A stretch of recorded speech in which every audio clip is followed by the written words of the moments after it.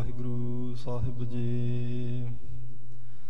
ਗੁਰੂ ਨਾਨਕ ਪਾਦ ਪੰਕਜ ਬੰਦਨ, ਪਾਦ ਪੰਕਜ ਬੰਦਨ, ਸਿਮਰਉ ਅੰਗਦ ਦੁਖ ਨਿਕੰਦਨ। ਸ੍ਰੀ ਅਮਰਦਾਸ ਹਿਰਦੈ ਨਿਤ ਧਿਆਵੋ, ਹਿਰਦੈ ਨਿਤ ਧਿਆਵੋ। ਸ੍ਰੀ ਗੁਰੂ ਰਾਮਦਾਸ ਗੁਣ ਗਾਵੋ। ਸ੍ਰੀ ਅਰਜਨ ਬਿਘਨਨ ਕੇ ਨਾਸ਼ਕ, ਬਿਘਨਨ ਕੇ ਨਾਸ਼ਕ। ਸ੍ਰੀ ਹਰਿ ਗੋਬਿੰਦ ਸ਼ੁਭ ਸੁਮਤਿ ਪ੍ਰਕਾਸ਼ਕ। ਸ੍ਰੀ ਹਰਿ ਰਾਇ ਨਮੋ ਕਰ ਜੋਰੀ, ਨਮੋ ਕਰ ਜੋਰੀ। ਸ੍ਰੀ ਹਰਿ ਕ੍ਰਿਸ਼ਨ ਮਨਾਏ ਬਹੋਰੀ। ਗੁਰੂ ਤੇਗ ਬਹਾਦਰ ਪਰਮ ਕਿਰਪਾਲਾ, ਪਰਮ ਕਿਰਪਾਲਾ। ਸ੍ਰੀ ਗੁਰੂ ਗੋਬਿੰਦ ਸਿੰਘ ਬਿਸਾਲਾ। ਜਿਸ ਮਹਿ ਅੰਮ੍ਰਿਤ ਗਿਆਨ ਹੈ, ਮਾਣਕ ਭਗਤ ਵੈਰਾਗ। ਸ੍ਰੀ ਗੁਰੂ ਗ੍ਰੰਥ ਸਾਹਿਬ ਉਦਹਦ, ਬੰਦੋਂ ਕਰ ਅਨੁਰਾਗ। ਸ੍ਰੀ ਗੁਰ ਸ਼ਬਦ ਕਮਾਏ ਜਿਨ, ਜੀਤੇ ਪੰਚ ਵਿਕਾਰ। ਤਿਨ ਸੰਤਨ ਕਉ ਬੰਦਨਾ, ਸਿਰ ਚਰਨਨ ਪਰ ਧਾਰ। ਏਕ ਓੰਕਾਰ ਸਤਿਗੁਰੂ, ਤੇ ਪ੍ਰਸਾਦ ਸਚ ਹੋਏ। ਵਾਹਿਗੁਰੂ ਜੀ ਕੀ ਫਤਿਹ। ਵਿਘਨ ਵਿਨਾਸ਼ਨ ਸੋਏ। ਵਾਹਿਗੁਰੂ ਜੀ ਕੀ ਫਤਿਹ। ਵਿਘਨ ਵਿਨਾਸ਼ਨ ਸੋਏ। ਸਤਿਨਾਮ ਸ੍ਰੀ ਵਾਹਿਗੁਰੂ ਸਾਹਿਬ ਜੀ। ਦੋਹਰਾ ਰਾਮ ਰਾਮ ਜਪ ਗੁਰ ਪੇ, ਤਾਰਨ ਸਿੱਖ ਵਪਾਰ। ਐਸੇ ਪੂਰਨ ਬ੍ਰਹਮ ਕਾ ਬੰਦੋਂ ਬਾਰੰਬਾਰ। ਰਾਮ ਰਾਮ ਜਪ ਗੁਰ ਪਏ। ਵਾਹਿਗੁਰੂ ਜੀ ਕਾ ਖਾਲਸਾ, ਵਾਹਿਗੁਰੂ ਜੀ ਕੀ ਫਤਿਹ। ਸਤਿਗੁਰੂ ਜੀ ਦੀ ਸਾਜੀ ਨਵਾਜੀ ਪਰਮ ਸਨਮਾਨਯੋਗ ਗੁਰੂ ਖਾਲਸਾ ਸਾਧ ਸੰਗਤ ਜੀ। ਧੰਨ ਧੰਨ ਸਤਿਗੁਰੂ ਸ੍ਰੀ ਗੁਰੂ ਨਾਨਕ ਦੇਵ ਸਾਹਿਬ ਜੀ ਮਹਾਰਾਜ। ਉਹਨਾਂ ਦੇ ਦਸੇ ਸਰੂਪ, ਦਸਾਂ ਹੀ ਪਾਤਸ਼ਾਹੀਆਂ ਦੇ ਆਤਮਿਕ ਜੋ ਸਰੂਪ, ਜੁਗੋ ਜੁਗ ਅਟਲ ਜਬਰ ਛਤਰ ਤਖਤ ਦੇ ਮਾਲਕ, ਮਿਹਰਾਂ ਦੇ ਸਾਈਂ ਹਜੂਰ ਮਹਾਰਾਜ। ਧੰਨ ਧੰਨ ਸਤਿਗੁਰੂ ਸ੍ਰੀ ਗੁਰੂ ਗ੍ਰੰਥ ਸਾਹਿਬ ਸੱਚੇ ਪਾਤਸ਼ਾਹ ਜੀ ਦੀ ਅਪਾਰ ਕਿਰਪਾਲਤਾ ਹੋਈ ਹੈ। ਸ਼ਾਮ ਦੇ ਦੀਵਾਨਾਂ ਵਿੱਚ ਆਪ ਗੁਰਮੁਖ ਜਨਾਂ ਨੇ ਹਾਜ਼ਰੀ ਭਰੀ। ਗੁਰੂ ਸਵਾਰਿਆਂ ਤੋਂ ਗੁਰੂ ਕੀ ਬਾਣੀ ਦੇ ਕੀਰਤਨ ਸਰਵਣ ਕੀਤੇ ਹਨ, ਲਾਹਾ ਪ੍ਰਾਪਤ ਕੀਤਾ ਹੈ। ਲੜੀਵਾਰ ਗੁਰੂ ਇਤਿਹਾਸ ਦੀ ਕਥਾ ਵਿੱਚੋਂ ਧੰਨ ਧੰਨ ਸਤਿਗੁਰੂ ਸ੍ਰੀ ਗੁਰੂ ਰਾਮਦਾਸ ਮਹਾਰਾਜ ਸੱਚੇ ਪਾਤਸ਼ਾਹ ਜੀ ਦੇ ਪਵਿੱਤਰ ਪਾਵਨ ਮੁਬਾਰਕ ਜੀਵਨ ਦੇ ਕੌਤਕ ਆਪਾਂ ਰੋਜ਼ ਵਿਚਾਰਦੇ ਪਏ ਹਾਂ। ਜੋ ਪ੍ਰਸੰਗ ਆਪਾਂ ਕੱਲ੍ਹ ਵਿਚਾਰਿਆ ਸੀ, ਤਿਸ ਵਿੱਚ ਸਤਿਗੁਰੂ ਸ੍ਰੀ ਗੁਰੂ ਰਾਮਦਾਸ ਮਹਾਰਾਜ ਸੱਚੇ ਪਾਤਸ਼ਾਹ ਜੀ ਨੂੰ ਹਰਿਮੰਦਰ ਸਾਹਿਬ ਜੀ ਦੇ ਸਰੋਵਰ ਦੀ ਖੁਦਾਈ ਵਾਸਤੇ ਹੁਕਮ ਕਰਕੇ, ਨਿਸ਼ਾਨੀਆਂ ਦੱਸ ਕੇ ਬਾਬਾ ਬੁੱਢਾ ਜੀ ਸਮੇਤ ਭੇਜਿਆ ਸੀ। ਗੁਰੂ ਅਮਰਦਾਸ ਮਹਾਰਾਜ ਜੀ ਨੇ ਬਾਬਾ ਬੁੱਢਾ ਜੀ ਦੇ ਸਮੇਤ ਆ ਕੇ ਦੁੱਖ ਭੰਜਣੀ ਵਾਲੀ ਬੇਲੀ ਦੀ ਥਾਂ ਦੀ ਨਿਸ਼ਾਨੀ ਕਰਕੇ, ਅਰਦਾਸ ਕਰਕੇ ਸਤਿਗੁਰਾਂ ਦੇ ਧੰਨ ਗੁਰੂ ਨਾਨਕ ਦੇਵ ਮਹਾਰਾਜ ਜੀ ਦੇ ਚਰਨਾਂ ਵਿੱਚ ਗੁਰੂ ਅੰਗਦ ਦੇਵ ਸਾਹਿਬ ਜੀ ਨੂੰ ਮਨਾ ਕੇ, ਤੀਸਰੇ ਪਾਤਸ਼ਾਹ ਜੀ ਦੇ ਚਰਨਾਂ 'ਚ ਬੇਨਤੀ ਕਰਕੇ, ਫਿਰ ਮਠਿਆਈ, ਮਿਸ਼ਠਾਨ, ਮਿੱਠਾ ਪ੍ਰਸ਼ਾਦ ਸੰਗਤਾਂ 'ਚ ਵਰਤਾ ਕੇ ਸਰੋਵਰ ਦੀ ਖੁਦਾਈ ਗੁਰੂ ਰਾਮਦਾਸ ਮਹਾਰਾਜ ਸੱਚੇ ਪਾਤਸ਼ਾਹ ਜੀ ਨੇ ਕਰ ਦਿੱਤੀ ਜੀ, ਜਿਸ ਦਾ ਨਾਮ ਅੰਮ੍ਰਿਤਸਰ ਸਰੋਵਰ ਰੱਖਿਆ ਗਿਆ। ਜਿਹੜਾ ਪਹਿਲਾ ਖੁਦਾਈ ਸ਼ੁਰੂ ਕੀਤੀ ਸੀ ਸੰਤੋਖ ਸਰ, ਉਹ ਤੀਸਰੇ ਪਾਤਸ਼ਾਹ ਜੀ ਨੇ ਕਹਿ ਕੇ ਕੁਝ ਸਮੇਂ ਲਈ ਰੁਕਵਾ ਦਿੱਤੀ ਹੈ। ਫਿਰ ਮਹਾਰਾਜ ਸੱਚੇ ਪਾਤਸ਼ਾਹ ਆਪ ਸੱਚਖੰਡ ਪਿਆਨਾ ਕਰ ਗਏ। ਆਪਣੀ ਜਗ੍ਹਾ ਗੁਰੂ ਰਾਮਦਾਸ ਸੱਚੇ ਪਾਤਸ਼ਾਹ ਜੀ ਨੂੰ ਸੁਭਾਇਮਾਨ ਕਰ ਦਿੱਤਾ। ਇੱਥੋਂ ਤੱਕ ਆਪਾਂ ਪ੍ਰਸੰਗ ਕੱਲ ਵਿਚਾਰ ਲਿਆ ਸੀ ਜੀ। ਆਓ ਉੱਥੇ ਹੀ ਸੁਰਤੀ ਬਿਰਤੀ ਲੈ ਕੇ ਚੱਲੀਏ। ਗੋਇੰਦਵਾਲ ਸਾਹਿਬ ਦੀ ਪਵਿੱਤਰ ਧਰਤੀ, ਅੰਮ੍ਰਿਤਸਰ ਸਾਹਿਬ ਵਾਲਾ ਉਹ ਪਵਿੱਤਰ ਸਥਾਨ ਜਿਹੜਾ ਪ੍ਰਗਟ ਹੋਣ ਵਾਲਾ ਹੈ।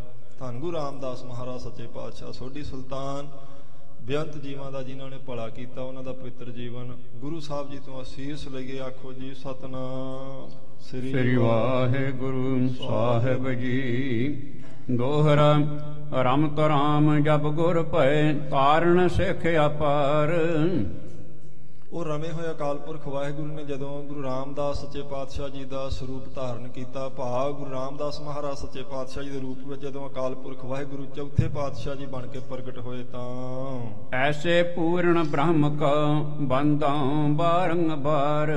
ਐਸੇ ਪੂਰੇ ਅਕਾਲ ਪੁਰਖ ਵਾਹਿਗੁਰੂ ਦੇ ਸਰੂਪ ਚੌਥੇ ਪਾਤਸ਼ਾਹ ਜੀ ਨੂੰ ਭਾਈ ਸੰਤੋਖ ਸਿੰਘ ਜੀ ਕਹਿੰਦੇ ਨੇ, ਮੈਂ ਵਾਰ-ਵਾਰ ਨਮਸਕਾਰ ਕਰਦਾ, ਵਾਰ-ਵਾਰ ਬੰਦਨਾ ਕਰਦਾ, ਕਿਉਂਕਿ ਪਰਮੇਸ਼ਰ ਦਾ ਸਰੂਪ ਨੇ। ਰਮਤ ਰਾਮ ਜਪ ਗੁਰ ਭੈ, ਰਮਿਆ ਹੋਇਆ ਰਾਮ ਅਕਾਲ ਪੁਰਖ ਵਾਹਿਗੁਰੂ ਜਦੋਂ ਗੁਰੂ ਸਾਹਿਬ ਜੀ ਦੇ ਸਰੂਪ ਵਿੱਚ ਪ੍ਰਗਟ ਹੋਇਆ, ਚੌਥਾ ਸਰੂਪ ਉਹਨਾਂ ਨੇ ਦਿਖਾ ਲਿਆ ਆਪਣਾ, ਜੀਵਾਂ ਦੀ ਕਲਿਆਣ ਕੀਤੀ। ਚੌਥੇ ਪਾਤਸ਼ਾਹ ਜੀ ਦਾ ਜੀਵਨ ਕਹਿਣ ਤੋਂ ਪਹਿਲਾਂ ਕਹਿੰਦੇ ਨੇ, ਮੈਂ ਧੰਨ ਗੁਰੂ ਰਾਮਦਾਸ ਸੱਚੇ ਪਾਤਸ਼ਾਹ ਜੀ ਦੇ ਮੁਬਾਰਕ ਪਵਿੱਤਰ ਚਰਨਾਂ ਤੇ ਵਾਰ-ਵਾਰ ਨਮਸਕਾਰ ਕਰਦਾ ਹਾਂ।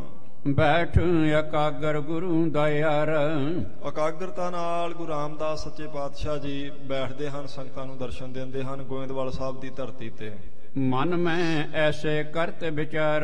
ਧੰਨ ਗੁਰੂ ਰਾਮਦਾਸ ਸੱਚੇ ਪਾਤਸ਼ਾਹ ਜੀ ਨੇ ਇੱਕ ਦਿਨ ਮਨ ਵਿੱਚ ਇਸ ਤਰ੍ਹਾਂ ਵਿਚਾਰ ਕੀਤੀ ਜੀ, ਜਿਨ ਸੋ ਹਮਰੀ ਪ੍ਰੀਤ ਸੋ ਪੂਤੀ। ਸੋਚਦੇ ਨੇ ਚੌਥੇ ਪਾਤਸ਼ਾਹ ਕਿ ਜਿਨ੍ਹਾਂ ਦੇ ਨਾਲ ਸਾਡੀ ਬਹੁਤ ਪਵਿੱਤਰ ਪ੍ਰੀਤੀ ਸੀ, ਐਸੇ ਮਹਾਨ ਸਤਿਗੁਰੂ ਗੁਰੂ ਅਮਰਦਾਸ ਸੱਚੇ ਪਾਤਸ਼ਾਹ ਜੀ, ਸੋ ਤੂੰ ਗਏ ਬੈਕੁੰਠ ਪਹੁਤੀ। ਉਹ ਤਾਂ ਹੁਣ ਬੈਕੁੰਠ ਚਲੇ ਗਏ ਹਨ, ਸੱਚਖੰਡ ਚਲੇ ਗਏ ਹਨ, ਆਪਣਾ ਪੰਜ ਭੌਤਿਕ ਸਰੀਰ ਤਿਆਗ ਕੇ। ਗੁਰ ਦੇਖੇ ਬਿਨ ਨੀਂਦ ਨਾ ਆਵੇ। ਤੇ ਗੁਰੂ ਅਮਰਦਾਸ ਸੱਚੇ ਪਾਤਸ਼ਾਹ ਜੀ ਦੇ ਦਰਸ਼ਨ ਕੀਤੇ ਬਿਨਾਂ ਨੀਂਦ ਨਹੀਂ ਆਉਂਦੀ। ਇਹ ਉਹਨਾਂ ਦਾ ਪ੍ਰੇਮ ਸੀ ਮਹਾਰਾਜ ਤੀਸਰੇ ਪਾਤਸ਼ਾਹ ਜੀ ਨਾਲ। ਉਦਾਂ ਉਹ ਉਹੀ ਸਰੂਪ ਨੇ, ਪਰ ਫਿਰ ਵੀ ਜਿਹੜਾ ਪ੍ਰੇਮ ਹੈ ਸਾਧ ਸੰਗਤ ਜੀ, ਉਹ ਗੁਰੂ ਰਾਮਦਾਸ ਸੱਚੇ ਪਾਤਸ਼ਾਹ ਜੀ ਦੇ ਨੇਤਰਾਂ ਤੋਂ, ਉਹਨਾਂ ਦੇ ਹਿਰਦੇ ਤੋਂ, ਉਹਨਾਂ ਦੇ ਮੁਖ ਦੇ ਬਚਨਾਂ ਤੋਂ ਡੁੱਲ ਡੁੱਲ ਪੈਂਦਾ ਹੈ। ਗੁਰੂ ਅਮਰਦਾਸ ਸੱਚੇ ਪਾਤਸ਼ਾਹ ਜੀ ਦੇ ਸਰੀਰਕ ਰੂਪ ਵਿੱਚ ਦਰਸ਼ਨ ਕੀਤੇ ਬਿਨਾਂ ਨੀਂਦ ਨਹੀਂ ਆਉਂਦੀ ਜੀ। ਜੋ ਅੰਬੁਜ ਰਵ ਬਿਨ ਕੁਮਲਾਵੇ। ਅੰਬੁਜ ਕਹਿੰਦੇ ਕਮਲ ਦੇ ਫੁੱਲ ਨੂੰ, ਤੇ ਰਵ ਹੁੰਦਾ ਸੂਰਜ। ਕਹਿੰਦੇ ਜਿਵੇਂ ਸੂਰਜ ਚੜ੍ਹੇ ਤੋਂ ਬਿਨਾਂ ਕਮਲ ਦਾ ਫੁੱਲ ਕਮਲਾ ਜਾਂਦਾ, ਇਵੇਂ ਗੁਰੂ ਅਮਰਦਾਸ ਸਾਹਿਬ ਜੀ ਦੇ ਦਰਸ਼ਨ ਨਾ ਹੋਣ ਕਰਕੇ ਧੰਨ ਗੁਰੂ ਰਾਮਦਾਸ ਸੱਚੇ ਪਾਤਸ਼ਾਹ ਜੀ ਦੇ ਹਿਰਦੇ ਕਮਲ ਨੂੰ ਖੇੜਾ ਨਹੀਂ ਆਉਂਦਾ ਜੀ। ਕਰ ਵਿਵੇਕ ਮਨ ਕੋ ਠਹਿਰਾਇਓ। ਕਹਿੰਦੇ ਨੇ ਮਹਾਰਾਜ ਸੱਚੇ ਪਾਤਸ਼ਾਹ ਜੀ ਨੇ ਇੱਕ ਦਿਨ ਫਿਰ ਮਨ ਵਿੱਚ ਇਹ ਵਿਚਾਰ ਕੀਤੀ, ਨਿਰਣਾ ਕਰ ਲਿਆ ਚੌਥੇ ਪਾਤਸ਼ਾਹ ਜੀ ਨੇ, ਸਤਨਾਮ ਸਿਮਰਨ ਚਿਤ ਲਾਇਓ। ਆਪਣਾ ਚਿੱਤ 24 ਘੰਟੇ ਸਤਨਾਮ ਵਾਹਿਗੁਰੂ ਵਿੱਚ ਲਗਾ ਕੇ ਰੱਖਣ ਵਾਲੇ ਗੁਰੂ ਰਾਮਦਾਸ ਸਾਹਿਬ ਜੀ। ਬਹੁਰੋ ਮਨ ਮਹਿ ਕੀਨ ਵਿਚਾਰ। ਇੱਕ ਦਿਨ ਉਹਨਾਂ ਨੇ ਉਹ ਆਪਣੇ ਮਨ ਵਿੱਚ ਵਿਚਾਰ ਕੀਤੀ ਜੀ, ਸੋ ਕਰੀਐ ਜੋ ਗੁਰੂ ਉਚਾਰ। ਜੋ ਗੁਰੂ ਅਮਰਦਾਸ ਸੱਚੇ ਪਾਤਸ਼ਾਹ ਜੀ ਨੇ ਸਾਡੀ ਡਿਊਟੀ ਲਗਾਈ, ਜੋ ਉਹਨਾਂ ਨੇ ਮੁਖ ਤੋਂ ਉਚਾਰ ਕੇ ਸਾਨੂੰ ਹੁਕਮ ਕੀਤਾ, ਹੁਣ ਸਾਨੂੰ ਉਹ ਕਾਰਜ ਕਰਨਾ ਚਾਹੀਦਾ ਹੈ। ਬਿਲਮ ਖੋਏ ਕਰ ਕਰੀਏ ਸੋਈ। ਦੇਰੀ ਨਹੀਂ ਕਰਨੀ ਚਾਹੀਦੀ। ਜੋ ਸੇਵਾ ਦਾ ਕਾਰਜ, ਜੋ ਸਰੋਵਰ ਦੀ ਖੁਦਾਈ ਦਾ ਮਹਾਰਾਜ ਜੀ ਨੇ ਹੁਕਮ ਕੀਤਾ, ਬਿਨਾਂ ਦੇਰੀ ਤੋਂ ਹੁਣ ਸਾਨੂੰ ਫੇਰ ਸ਼ੁਰੂ ਕਰ ਦੇਣਾ ਚਾਹੀਦਾ ਹੈ। ਜੈਸੇ ਕਾਰਜ ਸ਼ੀਘਰ ਹੋਈ। ਜਿਸ ਨਾਲ ਛੇਤੀ ਛੇਤੀ ਇਹ ਕਾਰਜ ਸੰਪੂਰਨ ਹੋ ਜਾਵੇ। ਇਸ ਕਰਕੇ ਜ਼ਿਆਦਾ ਤੋਂ ਜ਼ਿਆਦਾ ਸੰਗਤਾਂ ਲਗਾ ਕੇ ਉਸ ਸਰੋਵਰ ਦੀ ਖੁਦਾਈ ਕਰੀਏ ਜੋ ਤੀਸਰੇ ਪਾਤਸ਼ਾਹ ਜੀ ਨੇ ਹੁਕਮ ਲਾਇਆ। ਕਿਉਂਕਿ ਕੱਲ ਆਪਾਂ ਵਿਚਾਰਿਆ ਸੀ, ਸੁਣਿਆ ਸੀ ਕਿ ਤੀਸਰੇ ਪਾਤਸ਼ਾਹ ਜੀ ਨੇ ਹੁਕਮ ਕਰਕੇ ਚੌਥੇ ਪਾਤਸ਼ਾਹ ਜੀ ਨੂੰ ਅੰਮ੍ਰਿਤਸਰ ਤੋਂ ਗੋਇੰਦਵਾਲ ਬੁਲਾ ਲਿਆ ਸੀ, ਤੇ ਆਪ ਉਹਨਾਂ ਨੂੰ ਵਡਿਆਈ ਦੇ ਕੇ ਸੱਚਖੰਡ ਚਲੇ ਗਏ ਸਨ। ਉਹਨਾਂ ਦੇ ਜਾਣ ਤੋਂ ਬਾਅਦ ਚੌਥੇ ਪਾਤਸ਼ਾਹ ਜੀ ਨੇ ਕੁਝ ਸਮਾਂ ਬਰਾਗ ਧਾਰਨ ਕਰੀ ਰੱਖਿਆ। ਫਿਰ ਬਾਬਾ ਬੁੱਢਾ ਜੀ ਦੀ ਬੇਨਤੀ ਮੰਨ ਕੇ ਸੰਗਤ ਨੂੰ ਦਰਸ਼ਨ ਦੇਣੇ ਪ੍ਰਾਰੰਭ ਕੀਤੇ। ਹੁਣ ਉਹਨਾਂ ਦਾ ਵਿਚਾਰ ਮਨ ਚ ਆਇਆ ਵੀ ਜੋ ਤੀਸਰੇ ਪਾਤਸ਼ਾਹ ਜੀ ਨੇ ਸਾਡੀ ਡਿਊਟੀ ਲਗਾਈ ਹੈ, ਉਹ ਸ਼ੁਰੂ ਕਰੀਏ। ਤਾਲ ਬਨਾਵਨ ਚਾਹਿਸ ਭਲੇ। ਜੋ ਮਹਾਰਾਜ ਸੱਚੇ ਪਾਤਸ਼ਾਹ ਜੀ ਨੇ ਤਾਲ ਦੀ ਖੁਦਾਈ ਦਾ ਇਹ ਕਾਰਜ ਉਹਨਾਂ ਨੂੰ ਦਿੱਤਾ ਸੀ, ਪਵਿੱਤਰ ਇਸ ਸਥਾਨ ਨੂੰ ਪ੍ਰਗਟ ਕਰਨ ਦਾ ਮਨ ਚ ਵਿਚਾਰ ਆਈ, ਭਾਈ ਵੱਡੇ ਜ਼ੋਰ ਨਾਲ ਹੁਣ ਉਹ ਸ਼ੁਰੂ ਕਰੀਏ। ਕਹਿਓ ਸਭਨ ਸੋ ਮਾਝੇ ਚਲੇ। ਸਾਰਿਆਂ ਨੂੰ ਆਖਿਆ ਚਲੋ ਭਾਈ ਚੱਲੀਏ, ਜਿੱਥੇ ਸਰੋਵਰ ਦੀ ਸੇਵਾ ਆਪਾਂ ਪ੍ਰਾਰੰਭ ਕਰਵਾਈ ਸੀ। ਮੋਹਨ ਮੋਹਰੀ ਸੰਗ ਸੋ ਕਹੈ। ਫਿਰ ਉਹਨਾਂ ਨੇ ਵਿਚਾਰ ਕਰਕੇ ਚੌਥੇ ਪਾਤਸ਼ਾਹ ਜੀ ਨੇ ਬਾਬਾ ਮੋਹਰੀ ਜੀ, ਬਾਬਾ ਮੋਹਨ ਜੀ ਦੇ ਕੋਲ ਜਾ ਕੇ ਏਦਾਂ ਆਖਿਆ ਜੀ, ਹਮ ਕੋ ਗੁਰ ਕੀ ਆਗਿਆ ਹੈ। ਕਹਿਣ ਲੱਗੇ ਭਾਈ ਤੁਸੀਂ ਗੁਰੂ ਸਾਹਿਬ ਜੀ ਦੇ ਸਾਹਿਬਜ਼ਾਦੇ ਜੇ, ਤੇ ਸਾਨੂੰ ਤੀਸਰੇ ਪਾਤਸ਼ਾਹ ਜੀ ਦੀ ਆਗਿਆ ਸੀ ਇਹ। ਸੁਧਾ ਸਰੋਵਰ ਕੋ ਬਨਵਾਵਨ ਅੰਮ੍ਰਿਤ ਸਰੋਵਰ ਦੀ ਖੁਦਾਈ ਕਰਾਉਣੀ ਹੈ, ਉਸ ਨੂੰ ਪੂਰਾ ਕਰਨਾ ਹੈ। ਹੁਕਮ ਹੈ ਤੀਸਰੇ ਪਾਤਸ਼ਾਹ ਜੀ ਦਾ। ਤੁਮ ਪੀ ਆਇਸ ਕਰੋ ਆਲਾਵਨ ਤੇ ਕਹਿਣ ਲੱਗੇ ਤੁਸੀਂ ਵੀ ਆਗਿਆ ਦਿਓ, ਅਸੀਂ ਗੋਇੰਦਵਾਲ ਤੋਂ ਜਾਈਏ ਹੁਣ ਸੇਵਾ ਵਾਸਤੇ ਅੰਮ੍ਰਿਤਸਰ ਗੁਰੂ ਕੇ ਚੱਕ। ਆਪਨ ਮਨੋਰਥ ਸਭਨ ਸੁਨਾਵਾ ਸੋ ਆਪਣੇ ਮਨ ਦਾ ਜਿਹੜਾ ਮਨੋਰਥ ਸੀ ਉਹ ਬਾਬਾ ਮੋਹਨ ਜੀ ਨੂੰ, ਬਾਬਾ ਮੋਹਰੀ ਜੀ ਨੂੰ, ਗੋਇੰਦਵਾਲ ਵਿੱਚ ਗੁਰੂ ਸਾਹਿਬ ਜੀ ਦੇ ਬਾਕੀ ਆਪਣੇ ਪਰਿਵਾਰ ਨੂੰ ਸੱਚੇ ਪਾਤਸ਼ਾਹ ਜੀ ਨੇ ਬੋਲ ਕੇ ਦੱਸ ਦਿੱਤਾ ਜੀ। ਪ੍ਰੇਮ ਮਹਾ ਪਰਿਵਾਰ ਵਧਾਵਾ ਬਹੁਤ ਜ਼ਿਆਦਾ ਪਰਿਵਾਰ ਨੇ ਪ੍ਰੇਮ ਕੀਤਾ ਜਦੋਂ ਉਹਨਾਂ ਨੂੰ ਪਤਾ ਲੱਗਾ ਕਿ ਹੁਣ ਮਹਾਰਾਜ ਜੀ ਸੰਗਤਾਂ ਲੈ ਕੇ ਚੱਲੇ ਹਨ ਗੁਰੂ ਕੇ ਚੱਕ ਤੇ ਸਰੋਵਰ ਦੀ ਸੇਵਾ ਜਿਹੜੀ ਵੱਡੇ ਜ਼ੋਰ ਨਾਲ ਕਰਵਾਉਣਗੇ। ਮਿਲ ਕਰ ਗਮਨ ਕੀਨ ਤਤਕਾਲ ਹੈ ਕਹਿੰਦੇ ਨੇ ਨਿਕਲ ਆਏ ਨੇ ਸਾਧ ਸੰਗਤ ਜੀ ਗੋਇੰਦਵਾਲ ਤੋਂ, ਸਾਰੇ ਪਰਿਵਾਰ ਨੇ ਮਿਲ ਕੇ ਨਮਸਕਾਰ ਕੀਤੀ ਮਹਾਰਾਜ ਜੀ ਨੂੰ। ਸਿੱਖ ਸੰਗਤਾਂ ਸੰਗ ਵਿਸਾਲ ਹੈ ਬਹੁਤ ਵੱਡੀ ਗਿਣਤੀ ਵਿੱਚ ਸਿੱਖਾਂ ਨੂੰ, ਸਾਰੀਆਂ ਸੰਗਤਾਂ ਨੂੰ ਚੌਥੇ ਪਾਤਸ਼ਾਹ ਜੀ ਨੇ ਚੱਲਣ ਵੇਲੇ ਨਾਲ ਲੈ ਲਿਆ ਜੀ। ਭਏ ਤੁਰੰਗਨ ਪਰਿਆ ਸਵਾਰ ਜਿਹੜੀ ਘੋੜੀ ਤੀਸਰੇ ਪਾਤਸ਼ਾਹ ਜੀ ਨੇ ਦਿੱਤੀ ਸੀ ਉਸ ਉੱਤੇ ਚੌਥੇ ਪਾਤਸ਼ਾਹ ਜੀ ਸਵਾਰ ਹੋਏ ਹਨ। ਜੋ ਪਾਰੋ ਨੇ ਦੀਨ ਉਦਾਰ ਜੋ ਭਾਈ ਪਾਰੋ ਨੇ ਸੱਚੇ ਪਾਤਸ਼ਾਹ ਜੀ ਨੂੰ ਭੇਟ ਕੀਤੀ ਸੀ ਆਪਣਾ ਸਰੀਰ ਛੱਡਣ ਤੋਂ ਪਹਿਲਾਂ, ਉਹ ਤੀਸਰੇ ਪਾਤਸ਼ਾਹ ਜੀ ਨੇ ਚੌਥੇ ਪਾਤਸ਼ਾਹ ਜੀ ਨੂੰ ਦੇ ਦਿੱਤੀ ਸੀ। ਉਸ ਘੋੜੀ ਉੱਪਰ ਸਵਾਰ ਹੋਏ ਮਹਾਰਾਜ ਚੌਥੇ ਪਾਤਸ਼ਾਹ ਜੀ। ਚਲਤ ਮਹਾਂ ਚਲਤ ਗੁਣ ਰੂਰੀ ਕਹਿੰਦੇ ਬਹੁਤ ਸੁੰਦਰ ਗੁਣਾਂ ਵਾਲੀ ਸੀ ਉਹ ਘੋੜੀ। ਉਸ਼ਰਤ ਬੜੇ ਬੇਗ ਤੇ ਪੂਰੀ ਬੇਗ ਹੁੰਦਾ ਚਾਲ, ਬਹੁਤ ਤੇਜ਼ ਚਾਲ ਵਾਲੀ, ਉਛਲ ਉਛਲ ਕੇ ਚੱਲਣ ਵਾਲੀ ਸੀ ਉਹ। ਮਨਹੁ ਅਮਨ ਪਰ ਪਾਏ ਨਾ ਲਾਭ ਹੈ ਜਦੋਂ ਤੇਜ਼ ਚੱਲਦੀ ਸੀ ਤੇ ਐਉਂ ਲੱਗਦਾ ਸੀ ਜਿਵੇਂ ਧਰਤੀ ਤੇ ਪੈਰ ਹੀ ਨਹੀਂ ਲਾਉਂਦੀ ਉਹ। ਦੇਖਿਆ ਤਾਂ ਉਡੀ ਗਗਨ ਜਨ ਜਾਵੇ ਦੇਖਣ ਵਾਲਿਆਂ ਨੂੰ ਐਵੇਂ ਲੱਗਦਾ ਸੀ ਕਿ ਜਿਵੇਂ ਧਰਤੀ ਤੇ ਪੈਰ ਲਾਏ ਤੋਂ ਬਿਨਾ ਉੱਡੀ ਜਾਂਦੀ ਹੁੰਦੀ ਹੈ, ਇੰਨੀ ਤੇਜ਼ ਨਾਲ, ਇੰਨੀ ਤੇਜ਼ੀ ਨਾਲ ਚੱਲਣ ਵਾਲੀ ਘੋੜੀ ਸੀ ਉਹ ਜੀ। ਮਨ ਕੀ ਗਤ ਕੋ ਲਖਬੇ ਕਰ ਤੇ ਫਿਰ ਇੱਕ ਹੋਰ ਗੁਣ ਸੀ, ਕਿਉਂਕਿ ਬ੍ਰਹਮ ਗਿਆਨੀਆਂ ਨੇ ਉਹਦੀ ਸੇਵਾ ਕੀਤੀ ਸੀ। ਭਾਈ ਪਾਰੋ ਜੀ ਵਰਗਿਆਂ ਨੇ ਕਹਿੰਦੇ ਮਨ ਦੇ ਅਨੁਸਾਰ ਚੱਲਦੀ ਸੀ। ਜਿਵੇਂ ਅਸਵਾਰ ਜਿਹੜਾ ਉਹ ਆਪਣੀ ਮਰਜ਼ੀ ਅਨੁਸਾਰ ਘੋੜੀ ਨੂੰ ਚਲਾਉਂਦਾ, ਪਰ ਉਹਦੇ ਵਾਸਤੇ ਉਹਨੂੰ ਕਾਜਾ ਸੰਭਾਲਣਾ ਪੈਂਦਾ, ਲਗਾਮ ਹੱਥ 'ਚ ਰੱਖਣੀ ਪੈਂਦੀ, ਇਸ਼ਾਰਾ ਹੁੰਦਾ ਕਦੇ ਪੈਰ ਦਾ, ਕਦੇ ਅੱਡੀ ਦਾ, ਕਦੇ ਆਪਣੇ ਹੱਥ ਵਾਲੀ ਲਗਾਮ ਦਾ। ਪਰ ਕਹਿੰਦੇ ਇਸ ਘੋੜੀ ਵਿੱਚ ਇਹ ਗੁਣ ਸੀ ਵੀ ਜੋ ਮਨ ਦਾ ਫੁਰਨਾ ਕਰਦੇ ਮਹਾਰਾਜ ਸੱਚੇ ਪਾਤਸ਼ਾਹ ਜੀ, ਉਹ ਮਨ ਦੇ ਫੁਰਨੇ ਅਨੁਸਾਰ ਹੀ ਚੱਲਦੀ ਸੀ ਜੀ। ਜਿਮ ਇੱਛਾ ਤਿਮ ਹੀ ਅਨੁਸਾਰ ਜਿਵੇਂ ਇੱਛਾ ਹੁੰਦੀ ਹੈ ਸਵਾਰ ਦੀ ਚੌਥੇ ਪਾਤਸ਼ਾਹ ਜੀ ਦੀ, ਉਵੇਂ ਚੱਲਦੀ ਉਹ। ਮੰਨ ਲਓ ਮਹਾਰਾਜ ਦੀ ਇੱਛਾ ਹੋਈ ਵੀ ਹੁਣ ਇਹ ਤੇਜ਼ ਦੌੜੇ ਤੇ ਤੇਜ਼ ਦੌੜਨ ਲੱਗ ਪੈਂਦੀ ਸੀ। ਜੇ ਮਹਾਰਾਜ ਦੀ ਇੱਛਾ ਹੁੰਦੀ ਹੈ ਤਾਂ ਉਹ ਖੜ ਜਾਂਦੀ ਹੈ। ਇੱਛਾ ਹੁੰਦੀ ਸੱਜੇ ਮੁੜਨਾ, ਖੱਬੇ ਮੁੜਨਾ, ਮਹਾਰਾਜ ਜੀ ਦੇ ਮਨ ਦੇ ਅਨੁਸਾਰ ਚੱਲਦੀ ਸੀ ਉਹ ਜੀ।